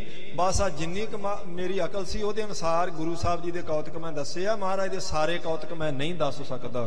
ਜਿਤ ਕ ਬੁਝਾਵੇਂ ਸਤਿਗੁਰ ਆਪ। ਜਿੰਨਾ ਕੁ ਆਪ ਸੱਚੇ ਪਾਤਸ਼ਾਹ ਜੀ ਕਿਰਪਾ ਕਰਕੇ ਮੈਨੂੰ ਬੋਲਣ ਦਾ ਤੇ ਲਿਖਣ ਦਾ ਬਲ ਦਿੰਦੇ ਹਨ। ਵਰਣਨ ਕਰਵ ਤੇ ਤਕ ਪ੍ਰਤਾਪ। ਉਹਨਾਂ ਕੁ ਪ੍ਰਤਾਪ ਸੱਚੇ ਪਾਤਸ਼ਾਹ ਜੀ ਦਾ ਮੈਂ ਵਰਣਨ ਕਰ ਸਕਦਾ। ਇਹ ਬਸ ਜਿੰਨੀ ਮੇਰੇ ਤੇ ਮਹਾਰਾਜ ਨੇ ਕਿਰਪਾ ਕੀਤੀ ਇੰਨਾ ਕੁ ਮੈਂ ਕਰ ਦਿੱਤਾ ਹੈ। ਇਹਦੋਂ ਵੱਧ ਮਹਾਰਾਜ ਜੀ ਦੇ ਕੌਤਕ ਦੱਸ ਸਕਣ ਦੀ ਮੇਰੇ 'ਚ ਸ਼ਕਤੀ ਹੈਗੀ ਨਹੀਂ। ਏਕ ਸਿੱਖ ਜਿਸ ਨਾਮ ਹਿੰਦਾਲ। ਕਹਿੰਦੇ ਇੱਕ ਸਿੱਖ ਚੌਥੇ ਪਾਤਸ਼ਾਹ ਜੀ ਦੀ ਹਜ਼ੂਰੀ 'ਚ ਰਹਿੰਦਾ ਹੈ, ਜਿਹੜਾ ਤੀਸਰੇ ਪਾਤਸ਼ਾਹ ਜੀ ਦੇ ਵੇਲੇ ਹੀ ਆਇਆ ਸੀ। ਉਹਦਾ ਨਾਮ ਹੈ ਭਾਈ ਹੰਦਾਲ ਜੀ। ਸਤਿਗੁਰ ਸੇਵਾ ਕਰਤ ਵਿਸਾਲ। ਕਹਿੰਦੇ ਬਹੁਤ ਹੀ ਪ੍ਰੇਮ ਨਾਲ ਮਹਾਰਾਜ ਜੀ ਦੇ ਦਰ ਤੇ ਸੇਵਾ ਕਰਦਾ ਬਾਬਾ ਹੰਦਾਲ। ਸਤਨਾਮ ਕਰਤਾਰ ਅਪਾਰ। ਕਹਿੰਦੇ ਸਤਨਾਮ ਕਰਤਾਰ ਅਕਾਲ ਪੁਰਖ ਵਾਹਿਗੁਰੂ ਦਾ ਇਉਂ ਨਾਮ ਲੈਂਦਾ ਰਹਿੰਦਾ ਉਹ। ਆਠੋਂ ਜਾਮ ਜਾਪ ਜਿਨ ਧਰ। ਅੱਠੇ ਪੈਰ ਨਾਲੇ ਸੇਵਾ ਕਰਦਾ ਰਹਿੰਦਾ ਤੇ ਨਾਲੇ ਜਾਪ ਕਰਦਾ ਰਹਿੰਦਾ ਮਹਾਰਾਜ ਜੀ ਦੇ ਨਾਮ ਦਾ। ਮਿਲੇ ਨਾ ਕਿਸੇ ਸੂ ਰਾਗ ਨਾ ਦਵੈਸ਼। ਕਿਸੇ ਨਾਲ ਗੱਲਬਾਤ ਨਹੀਂ ਕਰਦਾ, ਕੋਈ ਉਹਦੇ ਮਨ 'ਚ ਰਾਗ ਦਵੈਸ਼ ਨਹੀਂ ਹੈਗਾ ਜੀ। ਬੋਲੇ ਸੁਣਹਿ ਨਾ ਸ਼ਾਂਤ ਹਮੇਸ਼। ਨਾ ਕਿਸੇ ਨਾਲ ਬੋਲਦਾ ਨਾ ਕਿਸੇ ਦੀ ਸੁਣਦਾ, ਹਮੇਸ਼ਾ ਸ਼ਾਂਤ ਰਹਿੰਦਾ, ਆਪਣੀ ਸੇਵਾ ਕਰਦਾ ਤੇ ਜਾਪ ਕਰਦਾ ਰਹਿੰਦਾ। ਦੇਗ ਬਿਖੈ ਸਭ ਚੂਨ ਸੋ ਛਨ। ਸੇਵਾ ਕੀ ਕਰਦਾ? ਲੰਗਰ ਵਿੱਚ ਸਾਧ ਸੰਗਤ ਜੀ ਸਭ ਚੂਨ ਸੋ ਛਨ ਹੈ। ਆਟਾ ਛਾਨਣਾ, ਦਾਲਾਂ ਚੁਗਣੀਆਂ, ਇਹ ਸਾਰੀ ਸੇਵਾ ਬਾਬਾ ਹੰਦਾਲ ਲੰਗਰ ਵਿੱਚ ਕਰਦਾ ਰਹਿੰਦਾ ਹੈ। ਇਕ ਅੰਗੀ ਬਿਨ ਗੁਰੂ ਨਾ ਜਾਣੈ। ਬਸ ਇੱਕ ਅੰਗੀ ਪ੍ਰੇਮ ਹੈ, ਬਿਨਾਂ ਗੁਰੂ ਤੋਂ ਹੋਰ ਕੁਝ ਨਹੀਂ ਜਾਣਦਾ। ਇੱਕ ਅੰਗੀ ਦਾ ਅਰਥ ਹੁੰਦਾ ਵੀ ਮਹਾਰਾਜ ਤੋਂ ਬਿਨਾਂ ਕੋਈ ਦੂਸਰੀ ਗੱਲ ਹੀ ਨਹੀਂ। ਬਸ ਜਾਂ ਸੇਵਾ ਕਰਨੀ ਜਾਂ ਫਿਰ ਜਾਪ ਜਪਣਾ ਆਪਣੇ ਮੁਖ ਤੋਂ, ਦੂਸਰਾ ਪੱਖ ਹੈ ਨਹੀਂ ਉਹਦੇ ਕੋਲੇ।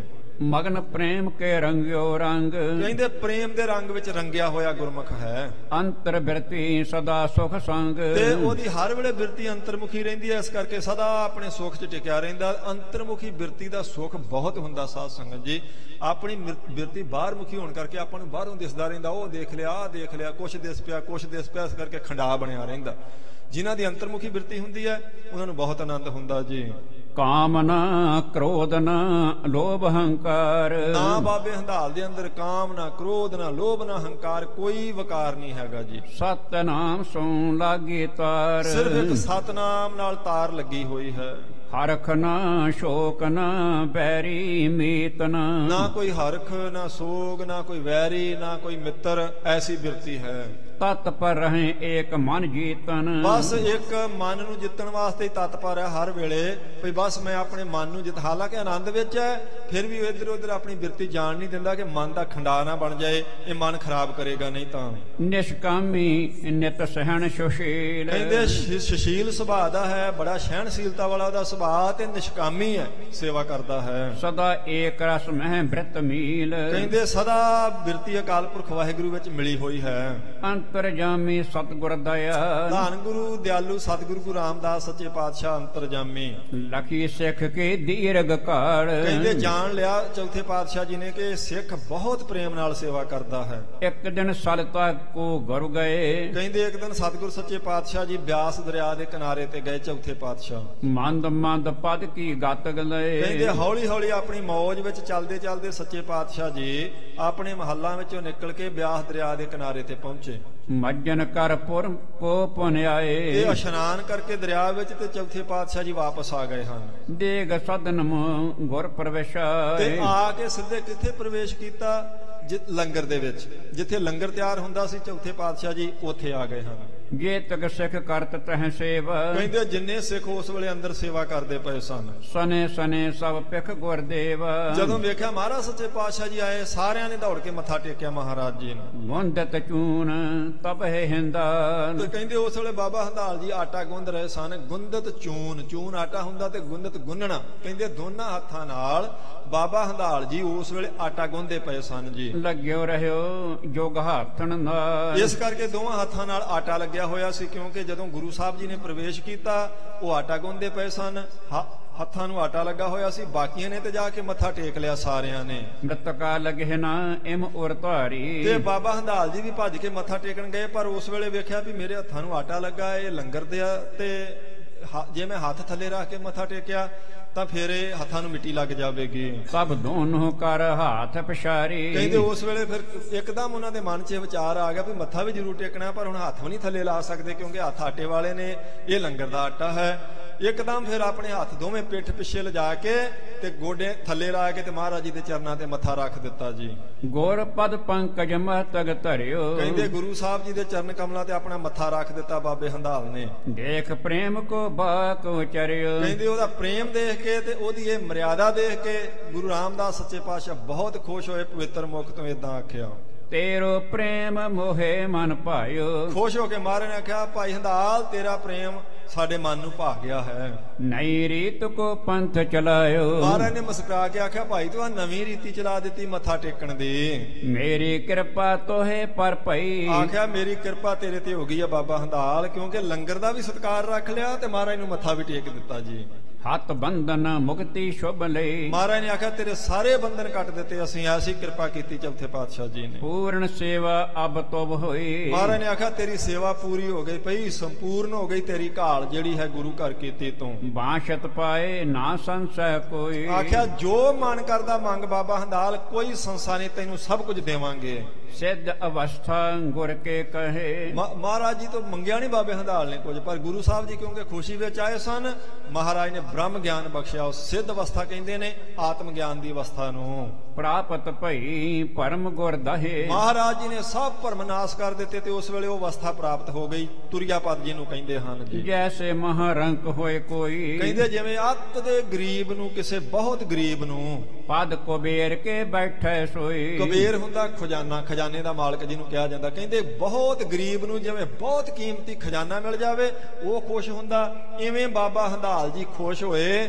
ਸਮਝ ਲਓ ਸਭ ਭਰਮ ਬੰਧਨ ਕੱਟ ਕੇ ਚੌਥੇ ਪਾਤਸ਼ਾਹ ਜੀ ਨੇ ਆਤਮ ਗਿਆਨੀ ਬਣਾ ਦਿੱਤਾ ਜੀ। ਨਿਜ ਕਰਸੂ ਤੇ ਮਾਥੇ ਉਠਾਏ, ਤੇ ਫਿਰ ਆਪਣੇ ਹੱਥਾਂ ਨਾਲ ਫੜ ਕੇ ਆਪਣੇ ਚਰਨਾਂ ਚੋਂ ਉਠਾਇਆ, ਕਿਉਂਕਿ ਹੁਣ ਉਹ ਤਾਂ ਹੱਥ ਥੱਲੇ ਲਾ ਨਹੀਂ ਸੀ ਸਕਦੇ, ਮੱਥਾ ਮਹਾਰਾਜ ਦੇ ਚਰਨਾਂ ਤੇ ਲਾਇਆ ਹੋਇਆ ਸੀ। ਇਸ ਕਰਕੇ ਗੁਰੂ ਸਾਹਿਬ ਜੀ ਨੇ ਫੜ ਕੇ ਮੋਢਿਆਂ ਤੋਂ ਉਠਾਲ ਲਿਆ ਜੀ।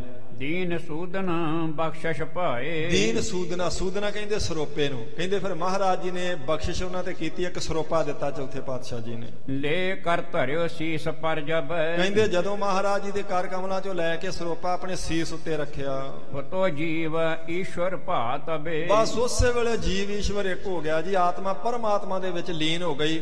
ਬਾਬਾ ਹੰਧਾਲ ਜੀ ਦੀ ਐਸੀ ਉੱਚੀ ਅਵਸਥਾ ਪ੍ਰਾਪਤ ਹੋਈ।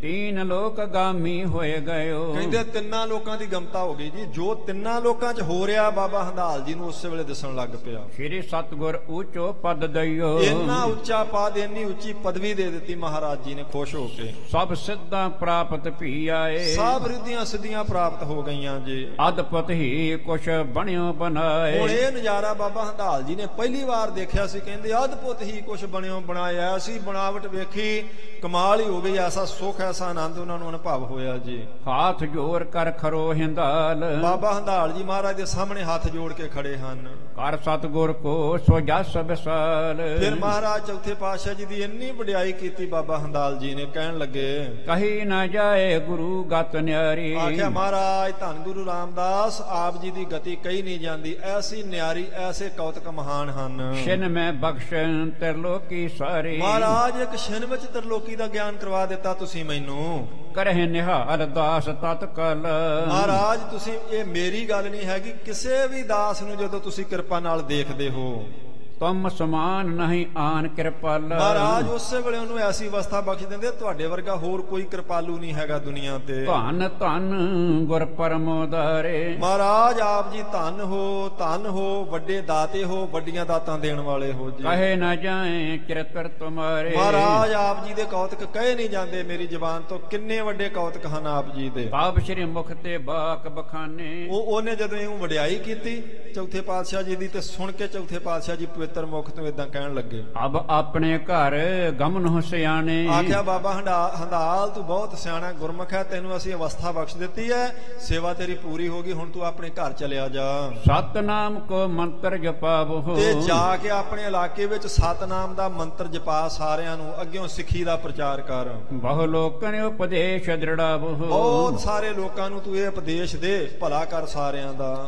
ਇਮ ਕਹਿ ਵਿਦਾ ਕੀਨ ਹਿੰਦਾਲ। ਇਉਂ ਕਹਿ ਕੇ ਚੌਥੇ ਪਾਤਸ਼ਾਹ ਜੀ ਨੇ ਬਾਬਾ ਹੰਧਾਲ ਜੀ ਨੂੰ ਵਿਦਾ ਕੀਤਾ ਜੀ। ਗਮਨਿਓ ਲੈ ਕਰ ਬਖਸ਼ ਵਿਸਾਲ। ਬਹੁਤ ਵੱਡੀ ਬਖਸ਼ਿਸ਼ ਲੈ ਕੇ, ਮਹਾਰਾਜ ਜੀ ਦਾ ਹੁਕਮ ਮੰਨ ਕੇ ਬਾਬਾ ਹੰਧਾਲ ਆਪਣੇ ਪਿੰਡ ਨੂੰ ਤੁਰ ਪਿਆ। ਬਸਿਓ ਜਾਏ ਆਪਣੇ ਗ੍ਰਹਿ ਮਾਹੀ। ਤੇ ਆਪਣੇ ਘਰ ਵਿੱਚ ਜਾ ਕੇ ਆਪਣੇ ਨਗਰ ਵਿੱਚ ਵਾਸਾ ਕੀਤਾ ਜੀ। ਕਬ ਕਬ ਆਏ ਦਰਸ਼ਕੋ ਪਾਹੀ। ਹੁਣ ਉਹ ਆਪਣੇ ਇਲਾਕੇ 'ਚ ਪ੍ਰਚਾਰ ਕਰਨ ਲੱਗ ਪਿਆ, ਤੇ ਕਦੀ ਕਦੀ ਫਿਰ ਵੀ ਮਹਾਰਾਜ ਜੀ ਦੇ ਦਰਸ਼ਨ ਕਰਨ ਆਉਂਦਾ, ਨਾਲ ਸੰਗਤਾਂ ਲੈ ਕੇ ਆਉਂਦਾ ਹੈ। ਕਹਿਓ ਹਿੰਦਾਲ ਕੇਰ ਬਿਰਤਾਂਤ। ਕਹਿੰਦੇ ਇਹ ਬਾਬੇ ਹੰਧਾਲ ਦਾ ਬਿਰਤਾਂਤ ਦੱਸਿਆ ਵੀ ਗੁਰੂ ਘਰ ਪ੍ਰੇਮ ਨਾਲ ਸੇਵਾ ਕਰਨ ਕਰਕੇ ਕਿੱਡੀ ਵੱਡੀ ਪ੍ਰਾਪਤੀ ਹੋ ਜਾਂਦੀ ਜੀ। ਜਿਵੇਂ ਬਖਸ਼ਿਸ਼ ਹੋਈ ਬਖਸ਼ਿਆ। ਜਿਵੇਂ ਪ੍ਰਤੱਖ ਹੀ ਬਖਸ਼ਿਸ਼ ਉਹਨਾਂ ਉੱਤੇ ਹੋਈ। ਕਹਿੰਦੇ ਇਹਦੇ ਤੋਂ ਜਾਣ ਲਓ ਭਾਈ ਗੁਰੂ ਸਾਹਿਬ ਸੇਵਾ ਕਰਨ ਵਾਲਿਆਂ ਤੇ ਸਿਮਰਨ ਕਰਨ ਵਾਲਿਆਂ ਤੇ ਕਿੰਨੇ ਪ੍ਰਸੰਨ ਹੁੰਦੇ ਹਨ।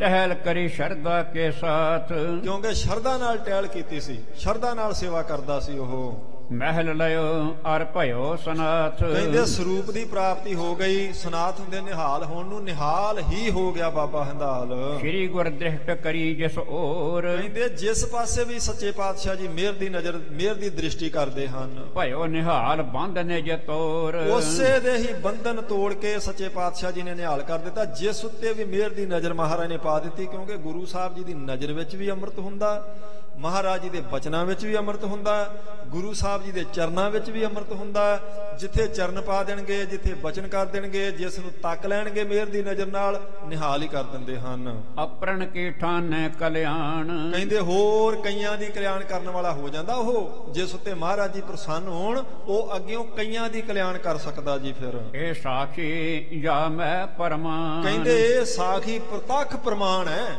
ਬਾਬਾ ਹੰਦਾਲ ਜੀ ਵਾਲੀ ਸਾਖੀ ਪ੍ਰਤੱਖ ਰੂਪ ਵਿੱਚ ਪ੍ਰਮਾਣ ਹੈ ਆਪਣੇ ਇਤਿਹਾਸ ਵਿੱਚ।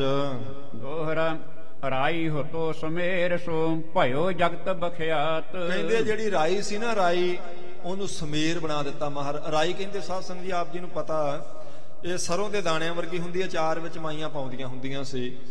ਤੁਸੀਂ ਸਮਝ ਲਓ ਵੀ ਰਾਈ ਕੀ ਸਰੋਂ ਦੇ ਦਾਣੇ ਜਿੰਨੇ, ਤੇ ਸਮੇਰ ਪਰਬਤ। ਕਿਸੇ ਨੂੰ ਆਮ ਸਿੱਖ ਨੂੰ ਬ੍ਰਹਮ ਗਿਆਨੀ ਬਣਾ ਦੇਣਾ, ਰਾਈ ਨੂੰ ਸਮੇਰ ਬਣਾ ਦੇਣ ਦੀ ਸਮਰੱਥਾ ਗੁਰੂ ਸਾਹਿਬ ਜੀ ਵਿੱਚ ਹੈ। ਮਹਿ ਅਚਰਜ ਕੋਈ ਕਰੇ ਸਤਿਗੁਰ ਸਫਲੀ ਦਾਤ। ਕਹਿੰਦੇ ਇਹ ਕੋਈ ਅਚਰਜ ਕਰਨ ਦੀ ਲੋੜ ਨਹੀਂ ਹੈਗੀ, ਹੈਰਾਨ ਹੋਣ ਦੀ ਲੋੜ ਨਹੀਂ। ਇਹ ਗੁਰੂ ਸਾਹਿਬ ਜੀ ਦੇ ਘਰ ਮਾਮੂਲੀ ਦਾਤ ਹੈ, ਰਾਈ ਨੂੰ ਸਮੇਰ ਕਰ ਦੇਣਾ। ਗੁਰੂ ਸਾਹਿਬ ਜੀ ਵਾਸਤੇ ਕੋਈ ਔਖਾ ਕੰਮ ਨਹੀਂ ਹੈਗਾ ਜੀ। ਇੱਕ ਦਿਨ ਬੈਠੇ ਸਤਿਗੁਰ ਦਇਆਲ, ਇੱਕ ਦਿਨ ਸਤਿਗੁਰੂ ਦਿਆਲੂ ਮਹਾਰਾਜ ਸੱਚੇ ਪਾਤਸ਼ਾਹ ਜੀ ਆਪਣੇ ਆਸਣ ਤੇ ਬੈਠੇ ਹੋਏ ਸਨ।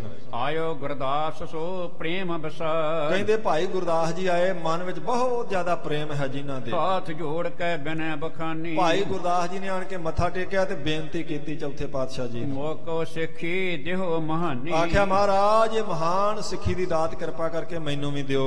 ਦੇਖੀ ਸ਼ਰਧਾ ਤਿਨ ਕੀ ਪੂਰੀ। ਕਹਿੰਦੇ ਭਾਈ ਗੁਰਦਾਸ ਜੀ ਦੇ ਮਨ ਦੀ ਸ਼ਰਧਾ ਦੇਖੀ ਚੌਥੇ ਪਾਤਸ਼ਾਹ ਜੀ ਨੇ। ਹਾਲਾਂਕਿ ਉਹਨਾਂ ਕੋਲ ਪਹਿਲਾਂ ਹੀ ਸਿੱਖੀ ਹੈ, ਪਰ ਸਿੱਖ ਦਾ ਇਹ ਫਰਜ਼ ਹੁੰਦਾ ਜਾ ਕੇ ਫੇਰ ਆਖਣਾ ਮਹਾਰਾਜ ਨਾਮ ਦਿਓ, ਸਿੱਖੀ ਦਿਓ, ਕਿਰਪਾ ਕਰੋ, ਸਤ ਸੰਗਤ ਬਖਸ਼ੋ।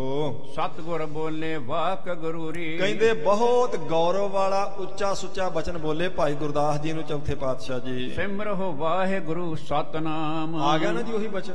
ਮਹਾਰਾਜ ਨੇ ਆਖਿਆ ਸਿਮਰੋ ਵਾਹਿਗੁਰੂ ਸਤਨਾਮ। ਪਰਮੇਸ਼ਰ ਦਾ ਸਦਾ ਰਹਿਣ ਵਾਲਾ ਨਾਮ ਵਾਹਿਗੁਰੂ ਵਾਹਿਗੁਰੂ ਸਿਮਰਿਆ ਕਰੋ ਤੇ ਦੂਜਿਆਂ ਨੂੰ ਸਮਰਾਇਆ ਕਰੋ। ਜਾਂ ਤੇ ਪਾਵੋ ਸੁਖ ਬਿਸਰਾਮ, ਜਿਸ ਕਰਕੇ ਤੁਹਾਡਾ ਵਿਸ਼ਰਾਮ ਸੁਖ ਵਿੱਚ ਹੋਵੇਗਾ। ਇਹ ਨਾਮ ਦੀ ਵਡਿਆਈ ਭਾਈ ਗੁਰਦਾਸ ਜੀ ਨੂੰ ਦੇ ਰਹੇ ਨੇ ਮਹਾਰਾਜ ਚੌਥੇ ਪਾਤਸ਼ਾਹ ਜੀ। ਕੁਝ ਹੋਰ ਵੀ ਬਚਨ ਕਰਨਗੇ, ਪਰ ਉਹਨਾਂ ਬਚਨਾਂ ਦਾ ਆਪਾਂ ਨੂੰ ਕੱਲ ਸ਼ਾਮ ਨੂੰ ਪਤਾ ਲੱਗੇਗਾ, ਕਿਉਂਕਿ ਸਮਾਂ ਸੰਪੂਰਨ ਹੋ ਗਿਆ ਜੀ। ਧੰਨ ਗੁਰੂ ਰਾਮਦਾਸ ਸੱਚੇ ਪਾਤਸ਼ਾਹ ਜੀ ਕਿਰਪਾ ਕਰ ਰਹੇ ਹਨ। ਕੱਲ ਸ਼ਾਮ ਨੂੰ ਇੱਥੋਂ ਅੱਗੇ ਆਪਾਂ ਕਥਾ ਤੋਰਾਂਗੇ। ਸੱਚੇ ਪਾਤਸ਼ਾਹ ਜੀ ਦੇ ਦਰ ਤੇ ਆਪਣੀ ਸਾਰਿਆਂ ਦੀ ਹਾਜ਼ਰੀ ਲੱਗੇ। ਮਹਾਰਾਜ ਜੀ ਪ੍ਰਵਾਨ ਕਰਨ, ਵਾਹਿਗੁਰੂ ਵਾਹਿਗੁਰੂ ਕਰਨ ਦਾ ਆਪਾਂ ਨੂੰ ਬਲ ਬਖਸ਼ਿਸ਼ ਕਰਨ, ਨਿਤਨੇਮ ਕਰਨ ਦੀ ਤਾਕਤ ਦੇਣ, ਇੰਨੀ ਕੁ ਸਾਵਧਾਨਤਾ, ਕੁਝ ਫੁਰਤੀ ਆਪਾਂ ਨੂੰ ਦੇ ਦੇਣ। ਮਤਲਬ ਆਲਸੀ ਨਾ ਪਿਆ ਰਵੇ ਵੀ ਉੱਠ ਕੇ ਬੰਦਾ ਕੁਝ ਜਪ ਲਵੇ, ਕੁਝ ਨਿਤਨੇਮ ਕਰ ਲਵੇ, ਫਿਰ ਆਪਣੀ ਧਰਮ ਦੀ ਕਿਰਤ ਕਰੋ ਸਾਰਾ ਦਿਨ। ਜਿੰਨਾ ਮਹਾਰਾਜ ਸੱਚੇ ਪਾਤਸ਼ਾਹ ਜੀ ਨੇ ਬਲ ਬਖਸ਼ਿਆ, ਇਹ ਅਰਦਾਸ ਹੈ। ਰਹਿਮਤ ਕਰਨ ਜੀ। 2 ਪੰਕਤੀਆਂ ਦਾ ਪਾਠ ਗੁਰਮੁਖਾਂ ਤੋਂ ਸਰਵਣ ਕਰਕੇ ਫਤਿਹ ਬੁਲਾਈਏ ਜੀ। ਸਿਮਰੋ ਵਾਹਿਗੁਰੂ ਸਤਨਾਮ, ਜਾਂ ਤੇ ਪਾਵੋ ਸੁਖ ਬਿਸਰਾਮ। ਵਾਹਿਗੁਰੂ ਜੀ ਕਾ ਖਾਲਸਾ, ਵਾਹਿਗੁਰੂ ਜੀ ਕੀ ਫਤਿਹ।